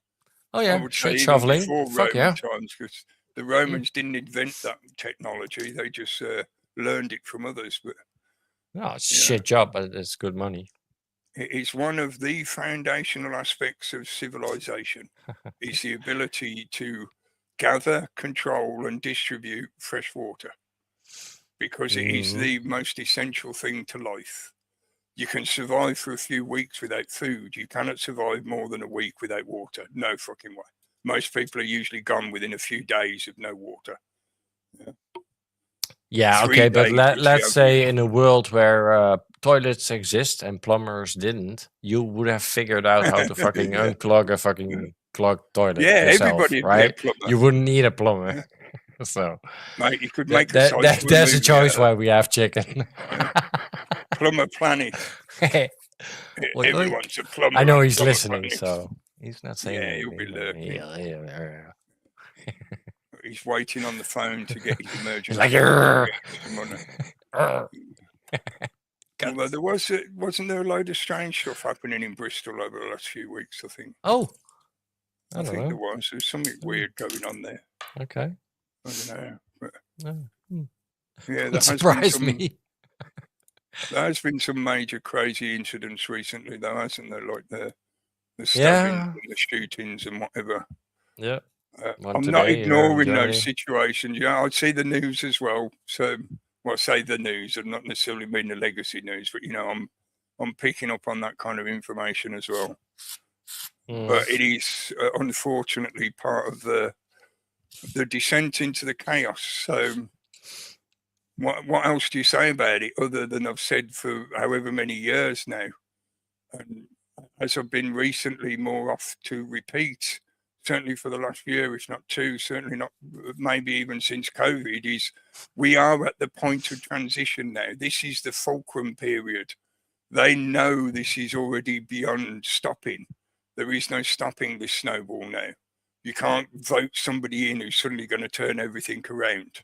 You know, that was the Trump promise, and look what the fuck he did to you with that. Yeah, that was exactly his role. That was what he was meant to do. But anyway, the point being, you're not going to directly stop this from becoming the chaos that they've set it to be.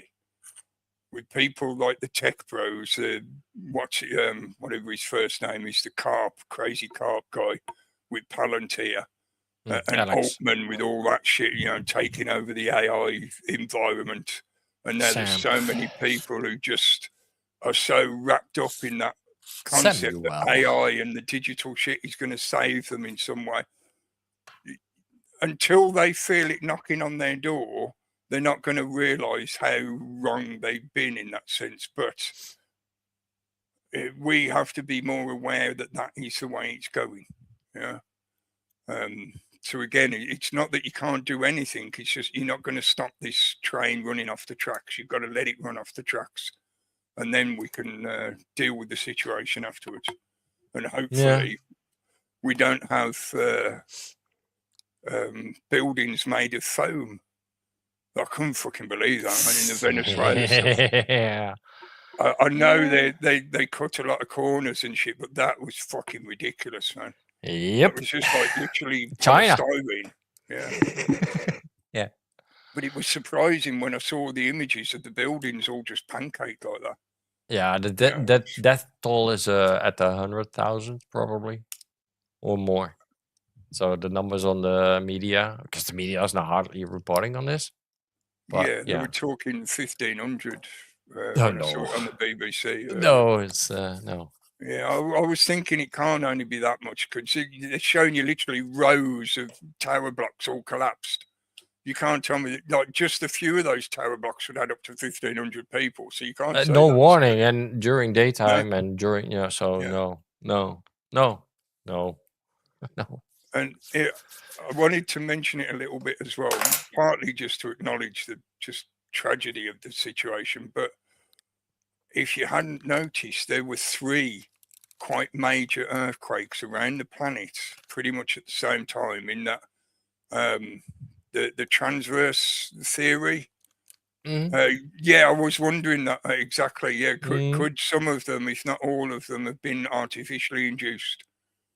Because I think the first one that went off was California, then it was Venezuela, then it was Japan. Yeah. So that's literally a kind of transverse effect, Trifecta. possibly with the ring of fire. Mhm. Yeah, it's Yeah, I know. If the Israelis could use it on the fucking Gaza, they would, but they can't because it would affect their own fucking Israel fucking shit as well. So yeah. they can't. Hello, But Michael, in the chat. I don't know about the weird shit I showed on my daily with the red lights, but I've Yeah. seen multiple Yeah, that was camera it. angles now of that shit. And I'm thinking, okay, if you fake that shit, make it believable because that looks unbelievable. Yeah, Right? yeah, So that makes me think like, okay, it might not be fake. And these clips are longer than 15, 20 seconds, yeah. consistent. So that's longer than any off the shelf AI can do. Mhm. So they're odd. I don't know. I don't know what to fucking think of it, but God knows. Hi, God Sonia. fucking knows. Hello. But there was some weird shit happening over there for sure. Like Yeah, before the earthquake happened. Tesla definitely allegedly created an earthquake machine, yeah. But even without that, mate, it's been proven in the past that the what do they call it, the auroral induction system, like the HARP system, Harps. Yeah. can cause the same effect. Yeah. So it doesn't necessarily have to be Tesla tech, and I know what you're saying, yeah. But there are references that you can find through history that indicate highly likely that they have a technology that can induce earthquakes. Yes. Yeah. But yeah, There are the quite HARP a one, few conspiracies out there. yeah, it's not the only one, but it's that kind of high energy not impedance. What's the word? Induction. High energy induction. Yeah, Tesla can death be used ray kind of a thing, right? Yeah. That's why it was. As far as I know, I can't recall ever there being a situation where three major, and I say major simply because they were quite high on the Richter scale. They were above 6 anyway, which is usually what you take notice of, because that's when they get seriously dangerous. But 3, almost one after the other like that, it's like, when the fuck does that ever happen before? I can't think of an incident like that before. So it is highly suspect. And yeah, the fact that it went off in Venezuela just after Venezuela has been taken over by America, basically.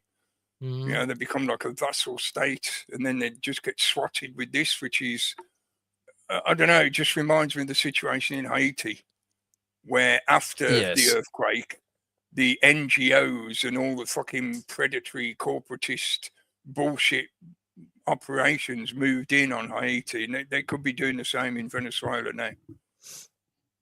They could be deliberately trying to push Venezuela into that kind of catastrophic state, collapsed state kind of situation, in the same way as they did with Haiti. I mean, Haiti's obviously not on the kind of comparable economic level, but the point is when you lost, your leader has basically been snatched by a foreign country and charged as a criminal. Whether he is or not, it's not the point. It's just the fact that they've literally just come in and took him away. And then they've told you that you now basically belong to them as a vassal state. And then your country gets swatted with a fucking major catastrophe. It's like, yeah, their economy is going to be teetering on the fucking edge. But yeah, this was a bit fucking dubious. So. Yeah, I don't know what to think about it because there are multiple. I didn't put all of them in the daily, aspect of it, yeah, maybe, because I could see that as being like sprites. The light reflections look legit, like they're. Yeah, seems. But it's when you start getting the straight lines that's a bit over the fucking top. Those things are fucking but until you fucking live through it, maybe. But because I don't know, man. I don't know what the fuck they can do at this point. Like But that is another potential aspect, which is why Nick's saying, magnetic excursion. When I first saw the beginning of that clip, when you showed it, I was thinking, like I just mentioned, it could be sprites. Because if the magnetic inversion effect is really starting to kick in, And at the moment, there's 2 big spot groups moving across the surface of the sun that are almost lining up with the Earth now. Yeah, as in within the next day, they're going to be Earth facing. Okay, So that's where I was thinking, well, maybe the red lightning in the sky is the sprites reaching right down through the atmosphere. But when you then see the lines, I was like, yeah, I got that clip too. So let's play it again, because I got a clip from a longer distance, right? And if you pay attention, you can see like the small things walking across the bottom of the scene, right? So you see like red things appear on the Earth. You see them kind of the walking around. reflection. Yeah, well, not just reflection. You see straight lines as well at certain points, and they are dancing around and moving. It's not just happening in the sky; it's also happening on the bottom in this shot, right? Yeah. So this is from a distance, and here's the shot that it's supposed to be like from a close by. And this makes me think like this is too fucking unreal to be real, right? So yeah. So, but if you fake something, you don't make it look like unreal. So obvious. Yeah. Because that is not going to trick anybody. So I don't know what to fucking think about this, because I wasn't there. Invasion shit. I have to hear from people on the ground that I saw it. Yeah. I haven't seen that. With but that kind of is, display, there would be literally thousands of eyewitnesses. should be. Yeah. That again makes me think like, no, this But is only for coming out of- CGI, this looks fucking good, Cookie. This is Yeah, but Marvel we know level that- good. Yeah, we know that CGI is getting to that stage. I know. So I know, but that's why you can't. but that's just, why I think like if you fake this, you wouldn't fake it like you think like, oh, what the fuck is this? Oh, I This don't is- know. And there's yeah. some people that I don't fake know. it in such a fucking obvious way. Look at this, like how they dance over that mountaintop. I don't know. Yeah. Man. It's just fucking weird. I don't know. I have to see it to believe it. Shit. Yeah. Because right now it's too unreal to be real for me. Yeah, exactly. Right? Yeah. And they desperately want us to believe in the idea of alien invasion at the moment. Yeah. Oh, hell yeah. And plasma interestingly attack. enough, just for something HARP. to watch while I was eating my dinner, I watched War of the Worlds again the other night. Oh. Yeah. The 90s one with Tom Cruise in, not the original black and white one, but and I'd forgotten all about this, but the invasion Spielberg begins in Ukraine.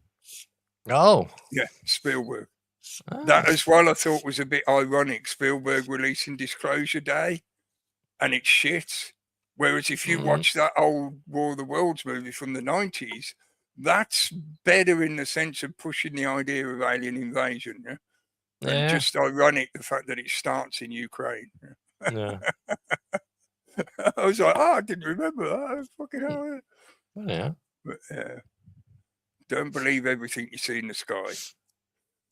Sometimes it can just be satellites. That's one thing we had the opportunity to do as well, which was really great while we were away on the weekend away on the gathering of the village friends, was because we were out in the middle of nowhere in the countryside.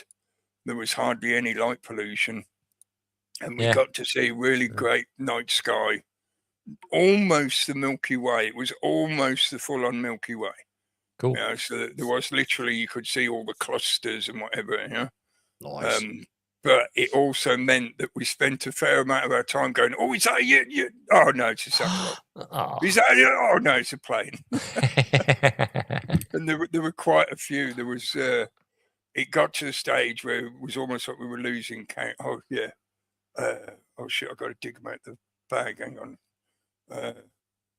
No worries. Actually, I don't know where the book is. If I can reach it. Yeah, you can play a tune and then do a rune. Maybe. You have some time to dig them up. Yeah, I think there should be just there in the case, but I can't reach it from here. I need to get up and go over. So yeah, I could play some music and then do a rune. Yeah, do that. That'd be sort of back to front to what I normally do, but no, it doesn't matter. We're at the end anyway, so we can finish it up like that. So. Yeah, and you stick the after chat link in. Yep. If people want to come and join in, and we can have a chat about stuff. hopefully I sort of made the point that I was trying to make. I think people get the idea. I've been talking about this kind of stuff for so long. I'm certainly not trying to say that you shouldn't go off grid if you have the opportunity and ability. You should. If you have the opportunity and ability and you've got the energy and the willingness to do it, do it. Because we need more people reliving that kind of lifestyle to prove, not only prove that it's possible, but in a way, all of the people that do that are like little arcs of potential survival, you know? Because if stuff really does get silly in our so-called civilization, then the people that are able to sustain themselves off-grid are going to be the lifeboats that keep the species going in that respect, you know, without being too cynical about it. But that is the reality of it. So, yeah, I will play a tune. Don't forget to tune in tomorrow for Rob's special surprise. Not on the Health Freedom UK channel. Yeah. For the Not a Dr. Rob's Health Freedom UK show. I don't know. I've no idea what the surprise is, but maybe he's got a new wig. George Michael in a wig, yeah. And we'll be back on Wednesday to do some more Starfish Troopers. Yep. And Steve will be on Thursday for the mystery show. Well, as far as I know, he is, yeah. Yep. I'm not sure if there's a ladies' night this week. They haven't mentioned it, so I'll say no for now. No. I know it's been a couple of weeks, so maybe. Yeah, you have to keep an eye on it. I don't know for definite yet. Yeah, I think so. There might be. I got a feeling. I got a feeling. Yeah, it's been a couple of weeks, hasn't it? And I know they said they wanted to do it every couple of weeks. Yeah, they have to get their mojo out. Yeah, about trip and all that. Together. What happened? Yeah.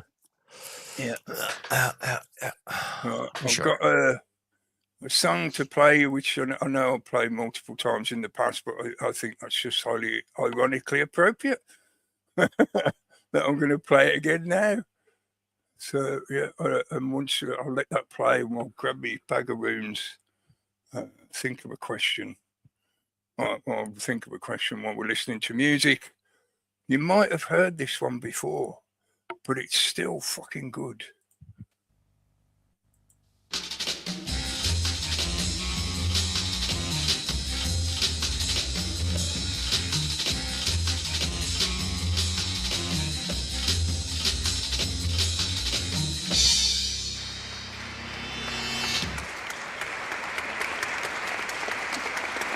Hello there.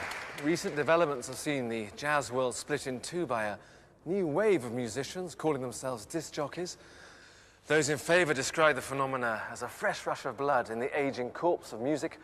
Those against prefer the term emperor's new clothes. Tonight you may judge for yourselves as we bring you the Propellerheads, who together with the legendary Shirley Bassey play their arrangement, History Repeating.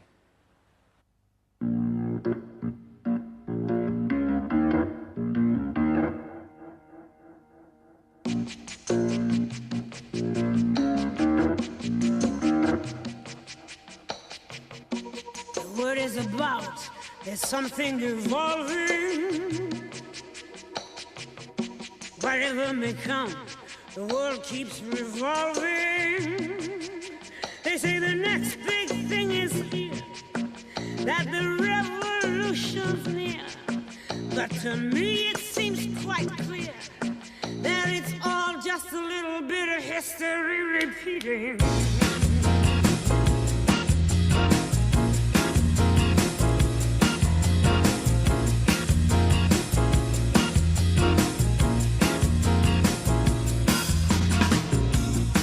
People shout, a new style is growing, but it don't know if it's coming or going.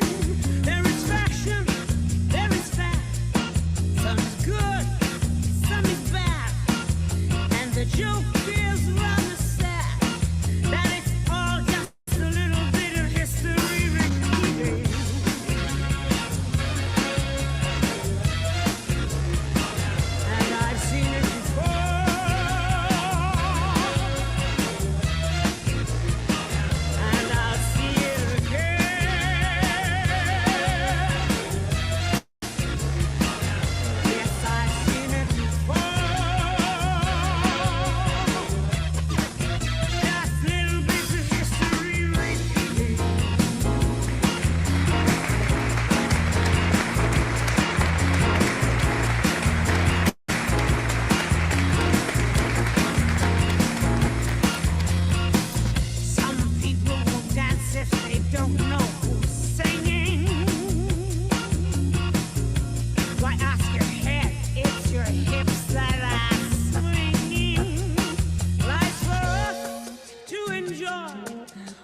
man, girl and boy, feel the pain, feel the joy, and sidestep the little bits of history repeating.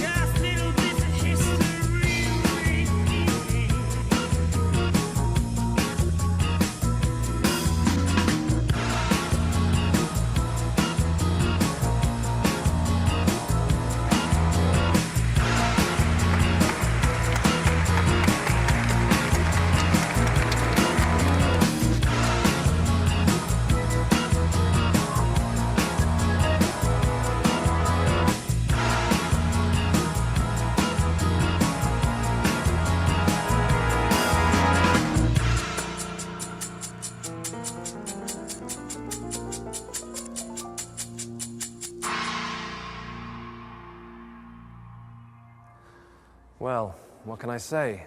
It's different. Nice. 1997.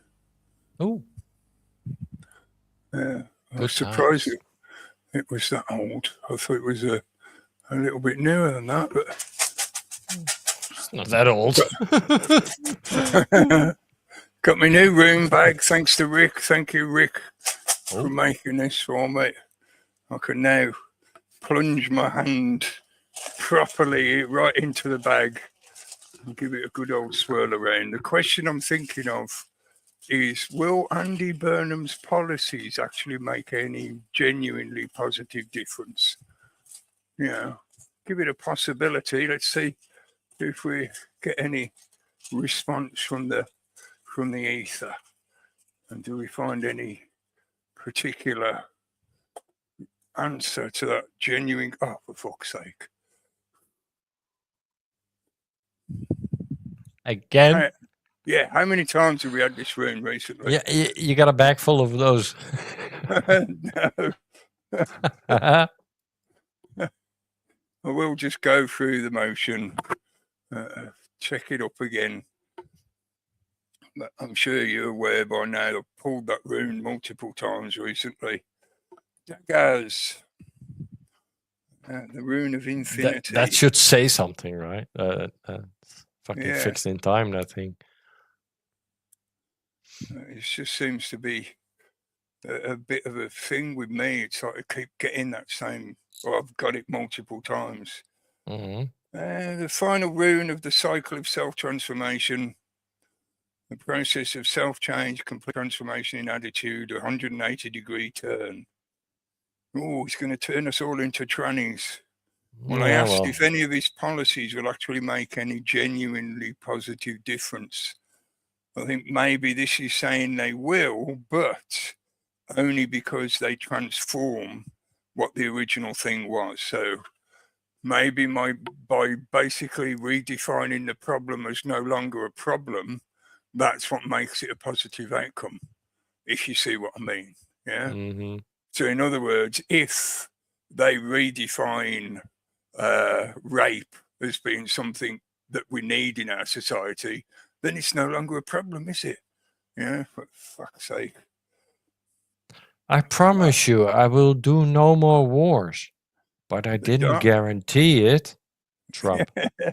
The darkness is behind you. Daylight has come. Yeah. Mm-hmm. I promise you the world. Yeah, don't tell Andy, he'll be fucking dead excited. Mm. But I'm starting to wonder if Odin, for some reason, wants me to keep drawing this rune. Done with promises. Let's see some fucking acts. Because with his one good eye, he can see that we're going through a process of change. And like I was just saying before we played the music, you know, this snowball is already rolling. You're not going to stop it from rolling, but you can be prepared for when it hits the ground. Yeah. So maybe that's what it's saying. His stuff will have a positive change in the long run, because maybe his policies will cause the public to react in such a way that they actually get off their ass and apply their power so that it's changed genuinely in that sense. Yeah, okay, well, thanks, Rune. Hi, Sonia. Thanks for waiting to listen. Hello, Sonia. Did I say? Yeah, I think I said hello, Sonia. Oh, but hello again. Yeah, we will be back again soon. So, yeah, don't forget, tune in tomorrow for the join us in the amazing after chat. surprise. Yeah, join us in the after chat if you want. And we'll see you again soon. Don't believe all the bullshit. Cut cheese. Hang on, I've got to find me outro bit. Okay. Right, see you again soon. Cut cheese.